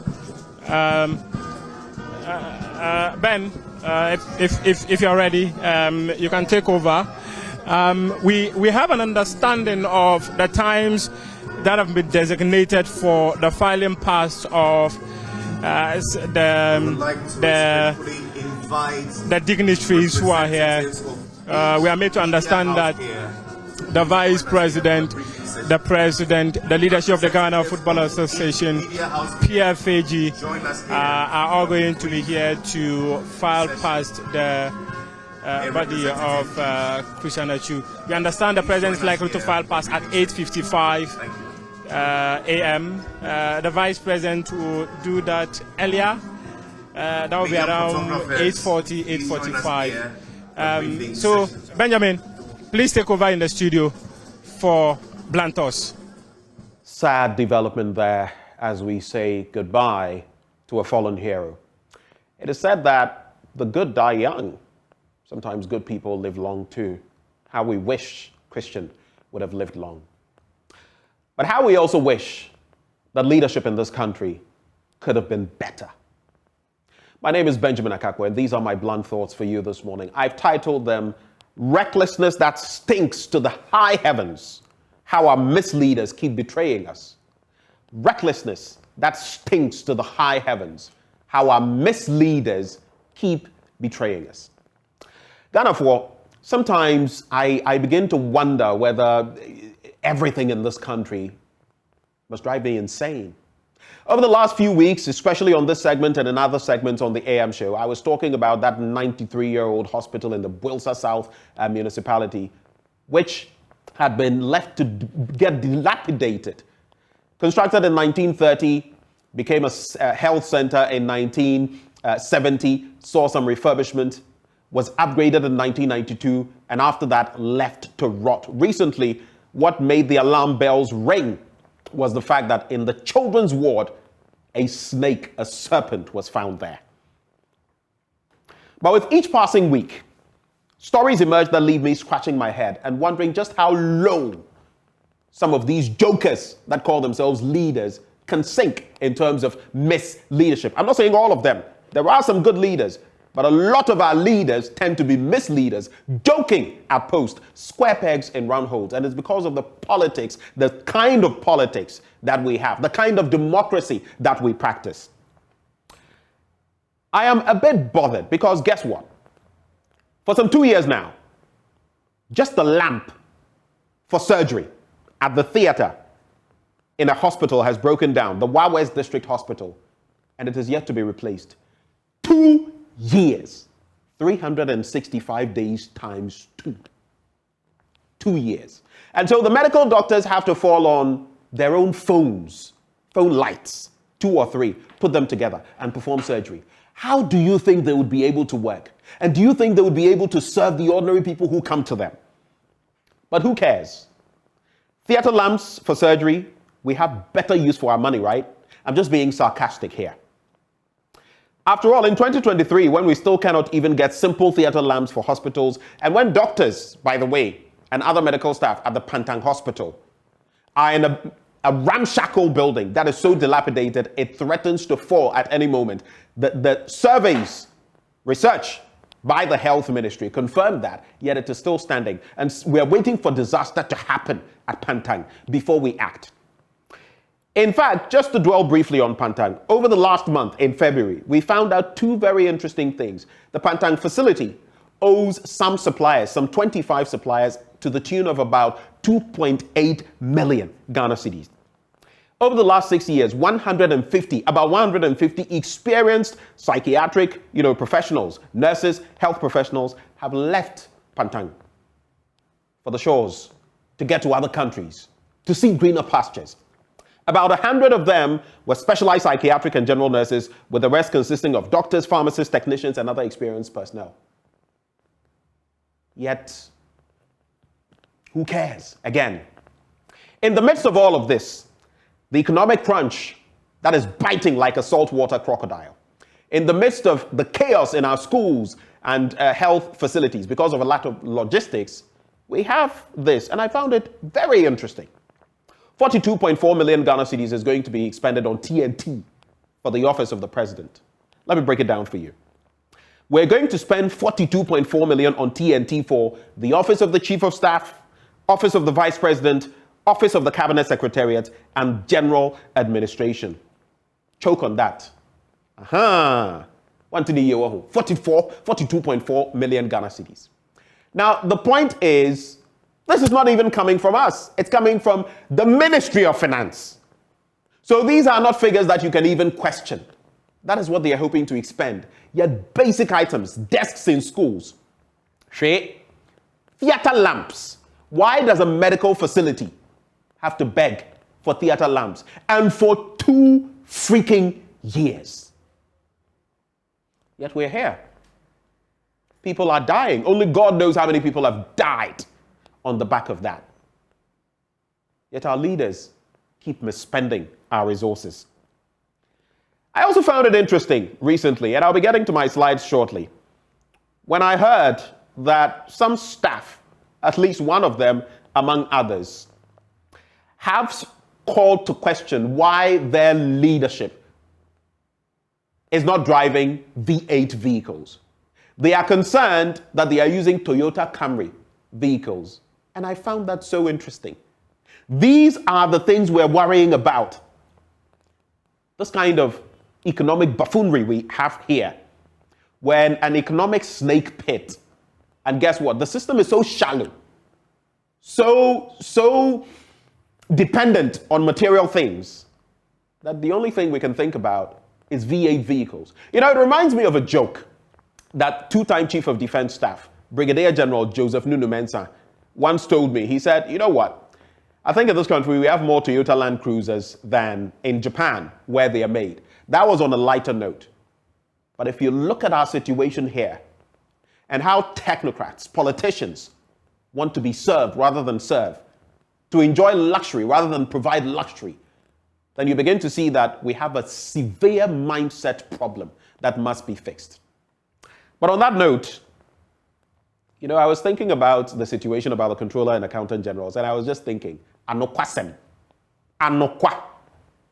But can you blame them? Our politicians and other leaders have made this the benchmark. So Ken Ofori-Atta's finance ministry, they claimed that, look, Ken Ofori-Atta's finance ministry, deputy directors there are using V8s. So why do you want to give us Toyota Camrys? You can't blame them, can you? In other countries that give us money, they use saloon cars, even the president himself.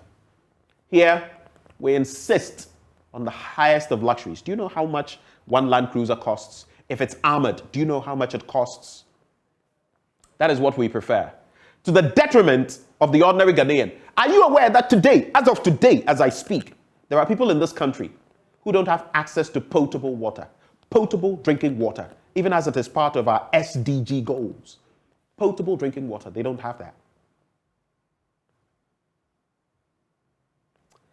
Let's get to our slides now.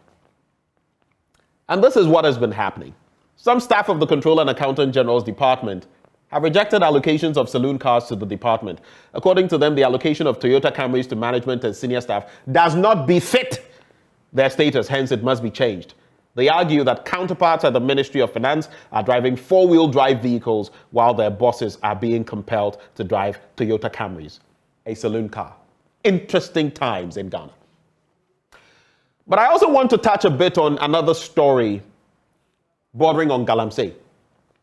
If you look at that news item, Ghana, Cote d'Ivoire moved to address pollution of Bia and Tano rivers. Let me give you some further details on that. Let's get to the next slide. Why? Illegal small-scale mining in Ghana is destroying the transboundary water resources between Ghana and Cote d'Ivoire. And this is affecting potable water production, the same potable water I was just talking about, and agriculture in neighboring Cote d'Ivoire. Our sins are visiting mayhem on them. Our recklessness is resulting in trouble for them. The pollution threatens hydropower supply in Cote d'Ivoire because the Bia River hosts two of that country's hydropower generation dams. The rivers involved are the Tano and Bia river basins. We become so reckless, our actions are affecting others. When will it stop?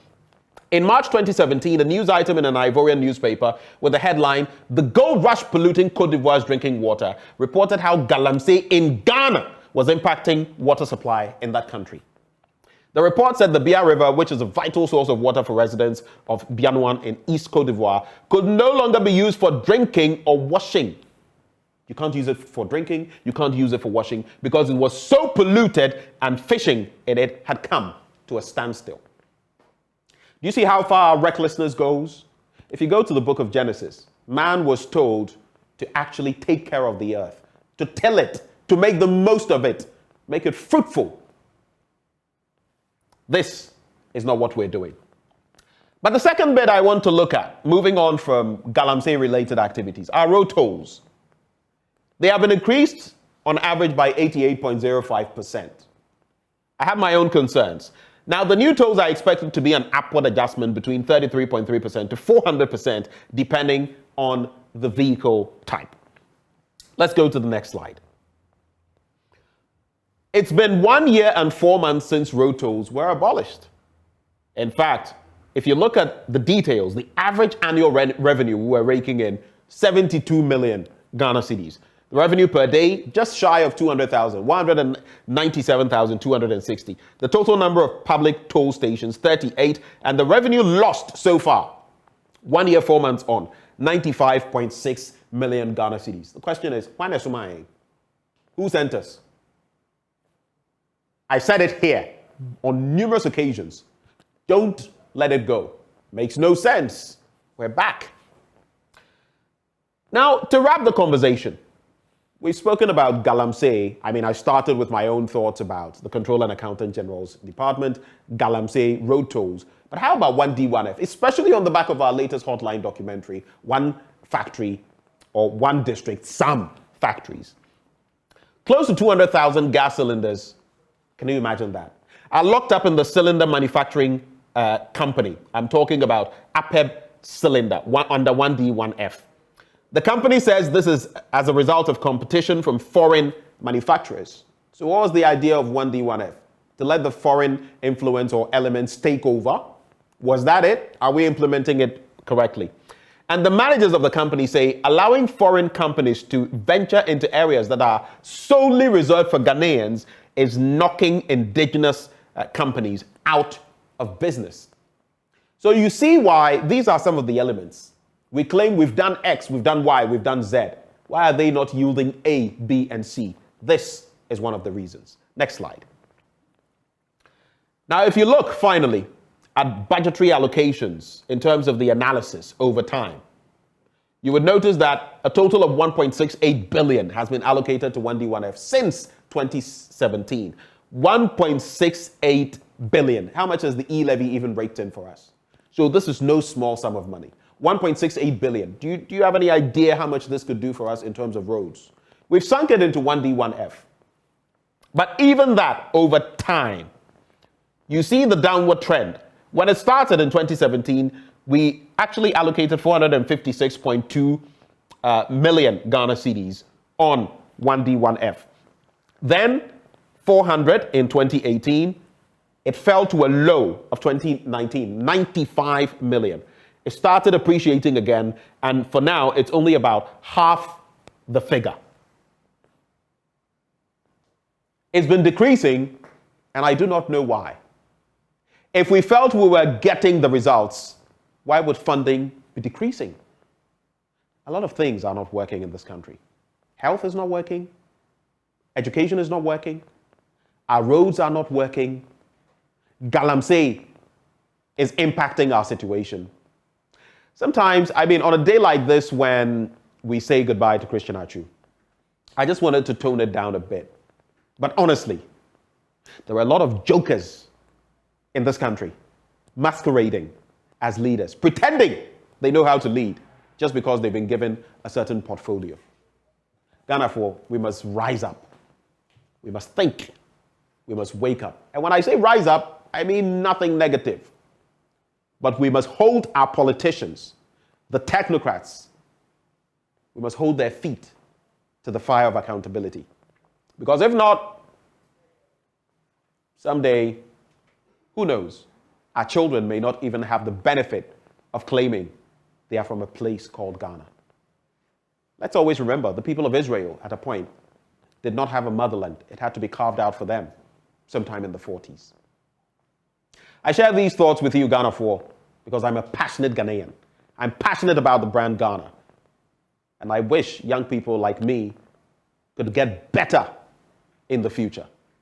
That those to come would enjoy a better Ghana, the land of the warrior king, rather than a Ghana with so much segregation between the rich and the poor, the haves and the have-nots. These are my blunt thoughts shared with you this Friday morning. Raw, hot, unedited, undiluted. God have mercy on us. Grant wisdom to our leaders and make our nation great and strong. Thank you for watching.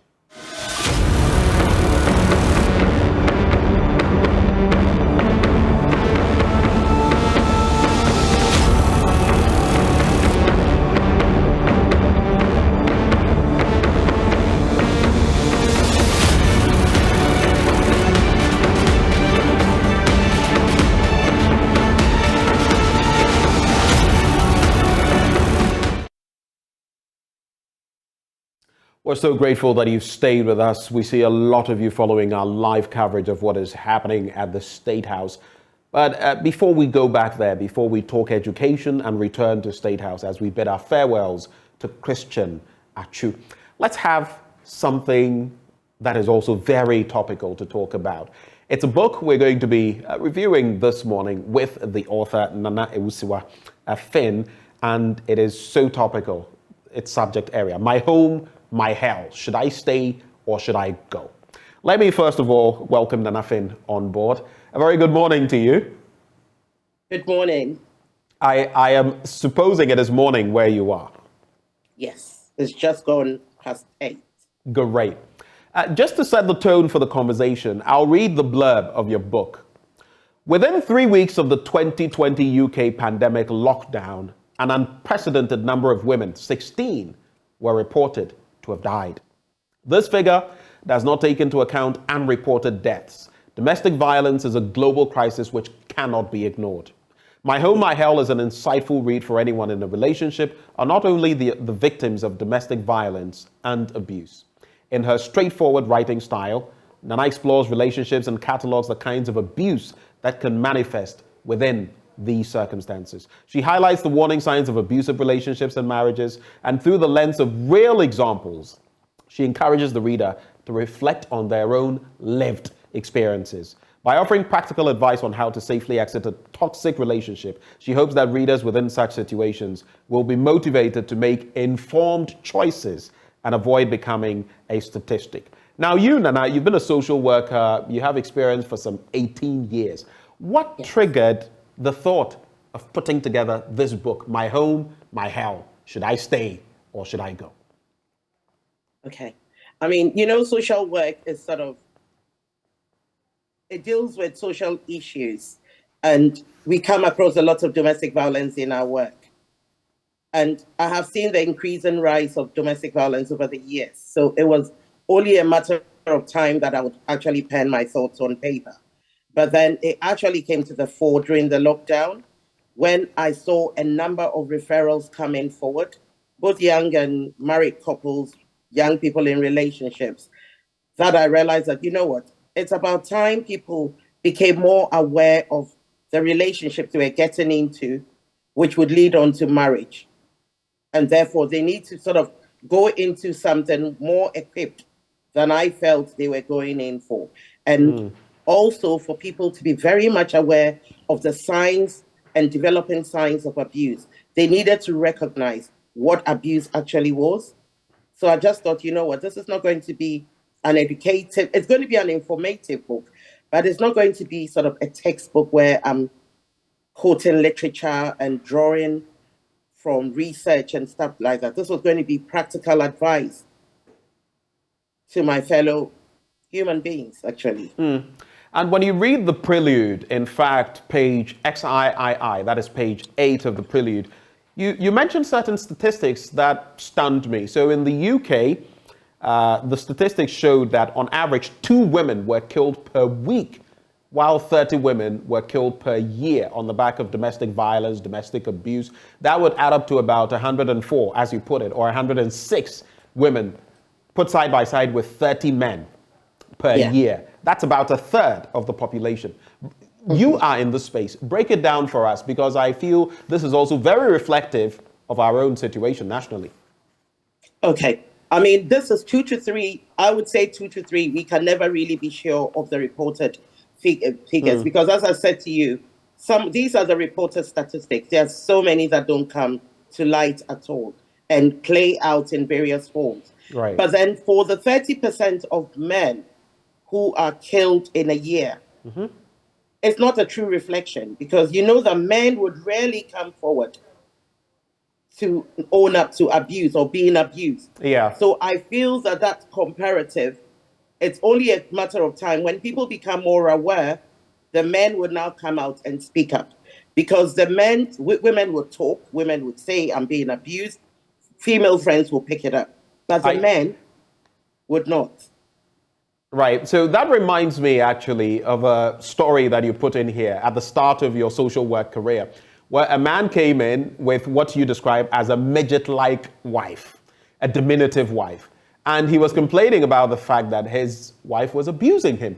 You say that your reactions were a bit of a smirk and all of that, but there's more to it, because a lot of men also get abused. Just tell us a bit about that. I look, that's one of the things I reflect upon all the time and just realize how I disempowered that man. That was my opportunity to have been more curious, to have probed, to have ascertained actually what was going on. But rather, I looked at the size of the woman. In my sort of narrow-minded thoughts, I'm thinking, no, this woman can't do much to you. Is he really sure he's telling me the truth? I sort of believe the lady's story because that's what, at the time, maybe based on social awareness on my path or whatever, I just presumed that, look, this lady was not going to be in a position to do that. But on hindsight and upon reflection, with what I know now, if a man sort of opens up in this way, I'm sure he's really going to open up a can of worms because I'm really going to dig deep and explore and support the family. So it's been a very steep learning curve, but a curve that I'm so pleased I've been able to put it in a book down and acknowledge what I did. I'll be asking you shortly what the difference is between domestic abuse and domestic violence. I didn't know until I read your book. But I'd like to first read from page 5. Marriages and especially friendships need to be enjoyed and not endured. And when you begin to feel anything otherwise, you must understand that something is not right. Begin to question yourself and picture yourself enduring this for a lifetime. Is it something you can cope with or bear? So tell us, what is that key difference between domestic violence and domestic abuse? What are the different shades of them? Okay. Domestic violence, it's sort of more or less instantaneous. It's the violence that happens in a momentary situation. Okay. Whereby someone pushes someone, the person hits the head against the door or radiator and ends up dying or getting injured. That's the level of violence you have meted out to someone. Domestic abuse is usually the consistent level of abuse, which sometimes is so subtle, you don't even pick it up as abuse. For instance, you're living with someone. The person is always making little demands of financial contributions of you here and there. You don't take it as a big deal. And then maybe you realize, oh, he's bought a plot of land somewhere without even your knowledge. Yeah. He has systematically abused you, extorted money from you without you knowing. And in a relationship, you need to be open and honest. So abuse is sort of the consistent, it's not predictable all the time, but it's there. And for some people, they see it as he's being attentive or she's being attentive. Oh, this is love, or it will change. But then you realize that that is abuse. The day you stand up for yourself, you see the violence in the partner. Right. I also read a story about a woman who had been violently assaulted, broken nose, bruises all over her face and all of that. It took her child to actually alert the authorities that that was what was happening. She swore heaven and earth that she had fallen and all those stories. And we hear them because they are trying to defend or protect their loved ones. But do share with us some of the myths. Look, it is normal for abuse to occur in arguments. You sometimes even hear women tell you that. I've had a woman tell me that before, that, oh, it's normal for her partner to, violently treat her. Domestic abuse happens only to a certain type of woman. Women cannot accuse men. Leaving is a choice and all of that. All of these are myths. Walk us through some of them, even as we wrap up. And how difficult is it or easy is it for people to stay? Because sometimes we think leaving is a choice. You should just be able to up and leave. Why is it not such a choice? Okay, so I'll use just one example of the myth where it is there's the myth that women should always be the main carers of children, and therefore when women come up with a story of domestic abuse, they should be believed because they are telling the truth. It's not always the case. And women would also use abuse or use the children as sort of weapons against the fathers, and preventing the children from having otherwise a very beautiful relationship and maybe even the best of both worlds, So there are lots of myths surrounding domestic violence, but to be able to curb this myth is all about communication and being confident in yourself to speak out and seek the right support. Relationship, coming to the second question, relationship is about commitment. People feel they get committed into a relationship. See, for instance, someone who has been in a long-term relationship with someone, Yeah. and then suddenly realizes all the forms of abuse and is thinking, I've wasted so many years. Why should I get out now? Why should I move out for the next person? Yeah. I've endured it for so long, even though I've not enjoyed it, but I'm going to maintain it. Sometimes you have family who would say, stay in there because, look, it's happened to us before and we survived. Look at me. Rationalize look at who it. I am. Yes. You have people who just love the title of MRS. I need to be a Mrs. It puts me on a social status. Some people's career is based on the fact that they are supposed to be married. You know, but can you blame them, especially in our part of the world? If you are not married, you're not bearing children, it comes with a certain stigma. Everybody wants to be a Mrs. It also is the social, it's maybe acculturation here. That's part of the problem, isn't it? It's part of the problem, but you have to look at the bigger picture. Bringing a child and raising a child in an abusive relationship, you have no idea the magnitude on the child's life, which would go on and impact other people as they grow up. And then it becomes a cycle because they are going to enact it in their marriages as well. And it goes both ways. They either exude anger or they are going to be sort of very timid. And children are going to be looking on. Children are going to observe this. And these are some of the children who express it in anger on the playgrounds. Some of the children who end up being bullied or the bullies in the playground. You want to raise confident, happy children. You don't want to raise timid children at all. So to wrap the conversation, this book, 133-page book, is one that I would proffer for everybody. I didn't even know this book existed until it was proffered for me, and we're discussing it today. And I think a lot of us need this. My home, my hell. Should I stay or should I go? It's not just the COVID lockdown. I read a lot across the world about how it exposed abuse and violence in relationships. But this was a really refreshing, thought-provoking, piece that you put together, the stories you shared. And these are real lived experiences that you shared of about 10 women that, you interacted with.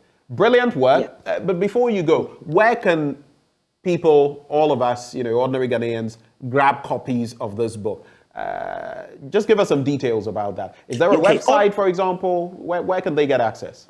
They'll get it from Book Notes. Book Nook, okay. Book Nook. Right. So you go on to Book Notes and then you'll be able to order your copies from there. For those who are outside or come outside, travel out and want to buy it, it's on Amazon. In America, it's on Amazon and Barnes & Noble as well. Okay, so it's more virtual. That is how people can get copies, right? Yes, more virtual, but then I have some copies. In Ghana, I want to limit it to Book Notes because I'm not here now, so I'm not really negotiating with other bookstores. So I've sort of limited it to Book Notes because he was the one that I liaised with. Right. And I know he does a lot of online, not online, but delivers when you order in Africa. So it was the best choice. To facilitate the process, though, especially as one who writes myself, I would proffer that maybe you get an agent, someone to, bridge the gap for you in Ghana with the bookshops. I don't want to mention names, but we know them so that you can have people very easily. Sometimes some people are lazy when it comes to the virtual bit. But Nana, we're so grateful for your time. Any final words for us very briefly before we go? Don't stay with abuse. Don't live with abuse. Abuse obscures your life's potential. Right. Whatever you want to be in life, whoever you want to be in life, when you stay hitched with someone, make sure that your plans are progressive and not to reduce you to nothing. Mental health is rife, and so is abuse.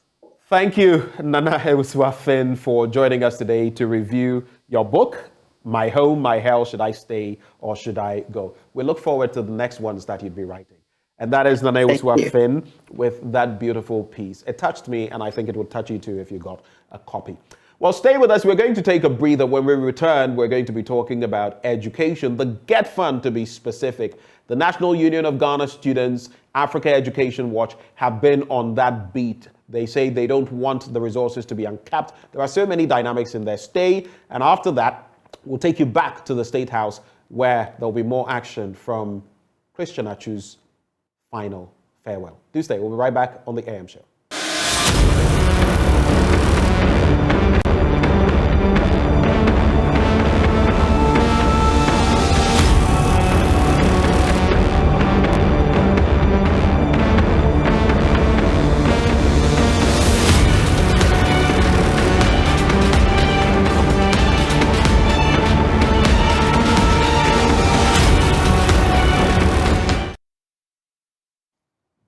very good morning to you. Thank you for joining us on the AM show.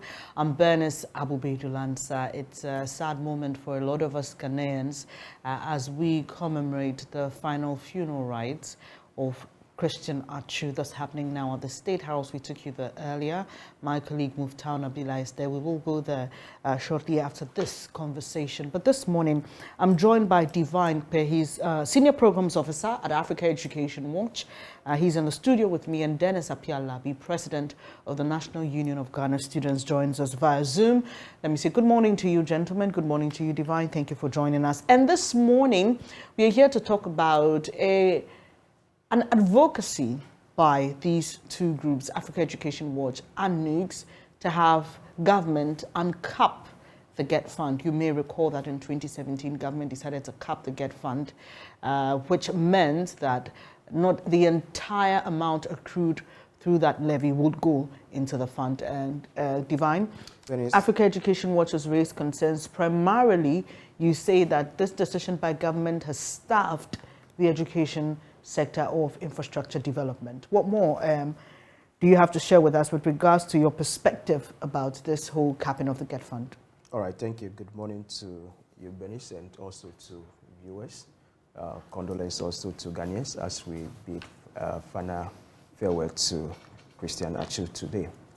Yes, it's quite saddening that we continue to see mismanagement of the GetFund, a statutory fund that is dedicated for improving education in the country.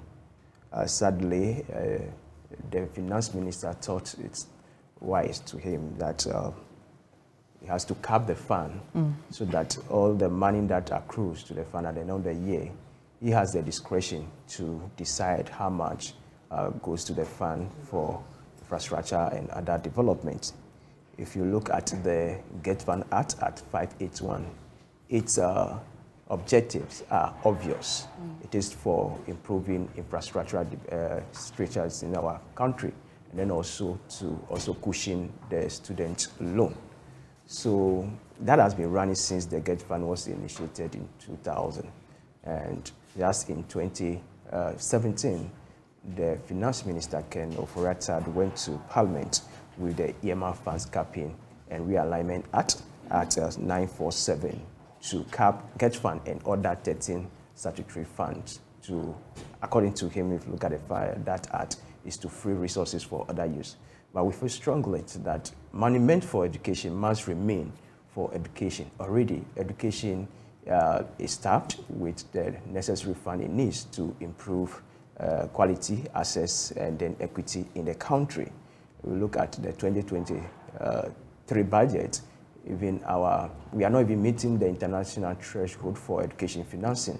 We are doing less than 4% to 6% of the GDP that we have committed to at the international level, and then the 15% to 20% of annual budgetary that we are supposed to commit to education. We are doing less than that.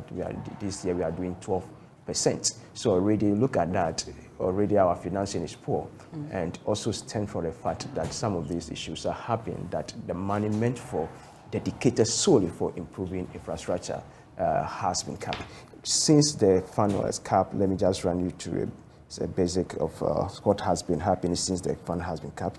In 2019, out of the 1.8 billion that was accrued to GetFund, only 1.12 billion, representing 66%, was given to the fund. 2020, 2 billion was accrued to the fund, but the finance minister decides to give 1.2 billion, represents 60%. 2021, 2.3 billion was accrued to the fund. Finance minister decided to give 1.4 billion, represents 60%. 2022, it was initially 2.6 billion out of 3.2 billion. But even before the year ends, in the mid-year budget review, it was reduced to 1.8 billion. And we've seen the worst allocation this year. This year is only 39% of the GetFund accrual that is going to the fund. And since that act was implemented, GetFund has been starved of or deprived of 5.6 billion of money that is due, just because the finance minister has brought into that particular act. And we feel that Parliament needs to do something to be able to free the resources. If we let me bring in the president of NUGS now. Dennis, you have also waded into this. You are demanding that government and CAPS get fund. At what percentage are you looking at? Are you looking for a total uncapping, or because like we've just been told about 60% of the monies accrued have been given to the fund? What exactly are your demands?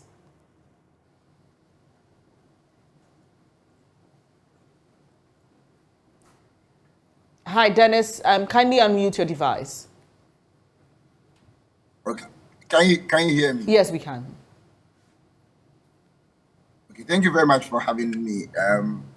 The conversation about uncapping GetFund is something that must be looked at from a point of necessity. So when you enact Act 947, you enacted it with the spirit or with the intent of freeing funds from certain areas to support the government expenditure. You only free funds where funds are in excess, not where funds are in shortage. In the educational sector, where there is a dire need for funds, where you are doing below the standard threshold, where you have issues of quality and accessibility to deal with, you do not go in there taking funds from that place and using it for other places. After all, education is a top priority when it comes to running this country. So for us at the National Union of Ghana Students, there is no amount of percentage we are looking at. We are saying that totally and wholly dedicate or GetFund funds to education, because the truth is that what it is truly meant for is education. And it's not as though education is doing extremely well when it comes to funding. We are doing below average. Below the average that is expected of a developing country like our own. So from us at the National Union of Ghana Students, this year is even the triggering point where we believe that it is the lowest we could hit as a sector. What exactly triggered it? Because I was just about to ask you, this issue of cap and get fund started years ago. Why this year? Why are you speaking up now? What is triggering your appeal or demand? So the truth is that we've been speaking to this issue for a very long time. From 2020, successive administrations in NUGS has been speaking to it. But this year's trigger is as a result of the level of capping and the level of extent the finance ministry has gone to divert funds from education. If you look at this year, we are looking at an accrual of about 4.6 billion, and just 1.8 billion will be going to education. What that means is that this year, aside the fact that there is a decline in educational investment, the statutory fund, which is the surest or dedicated funding, the only dedicated funding for education, has also seen a decline, not because Ghanaians are not paying their taxes, but because there is a deliberate and a conscious effort by persons in power to reduce funding for education. And it is worrying because it is affecting the Ministry of Education greatly, it is affecting the Ghana Education Trust Fund greatly, and it's affecting the various institutional management greatly. And most importantly, students are bearing the brunt of this unfortunate decision. So NUGS and Africa Education Watch are not the only ones concerned about this situation. A member of Parliament's Education Committee, Dr. Clement Apak, in fact, believes that instead of increasing fees across tertiary universities by 15%, government should rather uncap GetFund so that the burden is not rolled over to the student. But interestingly, like you were saying earlier, Divine, the GetFund is not the only fund or area or sector that was touched by this capping initiative by government. We know that the District Assembly's Common Fund was touched, but somebody went to court, an MP, Benjamin Akakpo, and that was reversed. Is that something you're willing to explore? Why are you choosing this route of appealing to government instead of clearly following suit with what Benjamin Akakpo did since they brought him results? Yeah, so we are first of all exploring the option of helping the MPs who have also helped the finance minister to cap this to get it uncapped. That's the option we have been exploring. And so far we've gotten the commitment of the Select Committee on Education to help address this issue. Because even if you look at it, so far a private member bill has been submitted to the floor of Parliament for consideration to get this fund uncapped. So we are getting somewhere. If it doesn't yield the intended result, then the option of using the legal way will also be highly considered. But so far as we are pushing, we are getting the green light that something is happening on the side of MPs. And this is more heightened because of what even happened on the dawn of 21st December 2022, where the finance minister has again submitted another act to amend the previous one, the 2017 act, to amend it to remove, to either even reduce the 25% capping further to 17.5% capping, which means is that his discretion to allocate money to the GetFund, he decides how much, again, the lower rates by bringing it from 25% to 17.5%. It means that what you give to the GetFund is even going to be very low. That is why you see that this year we are very early in raising concern. And not that we have not been talking about it previously. In 2021, we have been doing a lot of advocacy on that, and we have been doing, our advocacy is just not the media engagement. We are also be engaging the Select Committee on what they need to do. I'm sure that's what is yielding to the Select Committee sponsoring private member bill to get this particular fund uncapped. Okay, Dennis, let me come back to you on this matter as well, and not to sound prejudiced, but we know what government's posturing has been over the years to some things like that. Quite recently, with the domestic debt exchange, we saw pensioners having to picket the finance ministry to convince Mr. Ken Ofori-Atta that they had to be exempted from the domestic debt exchange. It was quite a scene, and we saw that a former Chief Justice Sophia Ekufu had to join in that fight, and finally they were heard. Do you strongly believe that this route you've taken will yield the results that you want, or are you also intensely exploring other angles of getting your concerns addressed? I think that... Hello, Dennis? Hello, can you hear me? Yes. Okay, so on the issue of not options available to us, like Divine mentioned, we've seen progress coming out of the current processes we began. And when you say progress, sorry to interject, when you say progress, is that the MPs, the MPs are buying into this idea and are sponsoring a private member's bill, but the decision is not left to the MPs, it's left to the finance minister. And I've created or given you a background or a history to his dealings, especially when it comes to the demands of select groups and concerned citizens. And I'm saying this without being prejudiced, but using that as a point of reference. Are you convinced that the route you've chosen will give you the results you want and as quickly as you want it?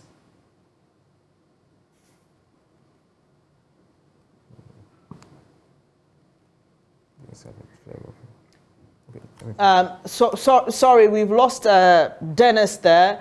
Dennis, if you can re-establish your connection and get back to us, we'll be grateful. But Divine, you wanted to take a bite at that. So the decision with the MPs, it doesn't lie with the finance minister. It's the MPs that have actually approved it in the first place. So they have the power again to get it uncapped. So if they are sponsoring private member bill to get it uncapped, it's all they need is to have the commitment to understand that it is more than urgent to allocate the 100% of the GetFund accrual to the fund. And you think Parliament, as it is now, with the numbers that we have, you're convinced that... Oh, we are hopeful. We are hopeful that the private member bills could pass through. We are very hopeful because of what background work that is going into this. To the fact that we are getting the support highly from the chairman of the committee, who of course belongs to the government, the ruling government, who is part of the people that are sponsoring the. It's a good commitment that we are getting. The MPs themselves should note that the state of education in their constituency is not the best, and they need to get the GetFund to improve it. In fact, we are talking about 2.3 million Ghanaian children that are not having sitting and writing places in schools. And this is existing in their constituencies. And we are talking about over 4,000 junior primary schools that are not having junior high school, which means that at the end of the primary school, transition from primary to junior high school becomes a challenge, and accounting for about 20% of the school dropouts. So these are some of the reasons why the MPs themselves will need to be able to support this bill to get it uncapped. They both should rally behind their colleagues that are sponsoring this private member bill. Dennis, Divine sounds very optimistic and hopeful. Do you share in those sentiments? Hello, Dennis? Oh, too bad, we lost Dennis again. So we'll be quickly wrapping up this conversation to take you back to the forecourt of the State House, where the funeral of Christian Achu is underway. Divine Pearce, Senior Programs Officer of Africa Education Watch, and Dennis Appiah-Labi is the NUG's president. And we've been talking about their demand for government to reverse the cap on GetFund. And so, Divine, your concluding thoughts here. So, definitely this will inure to the benefit of education, but what do you see? Do you see that once we uncap GetFund, we're going to see fast rates of development of infrastructure in senior? Is this going to be the magic wand? Of course, we would not say education development. We will not say it's going to be a magic one, but of course it will address the challenges significantly.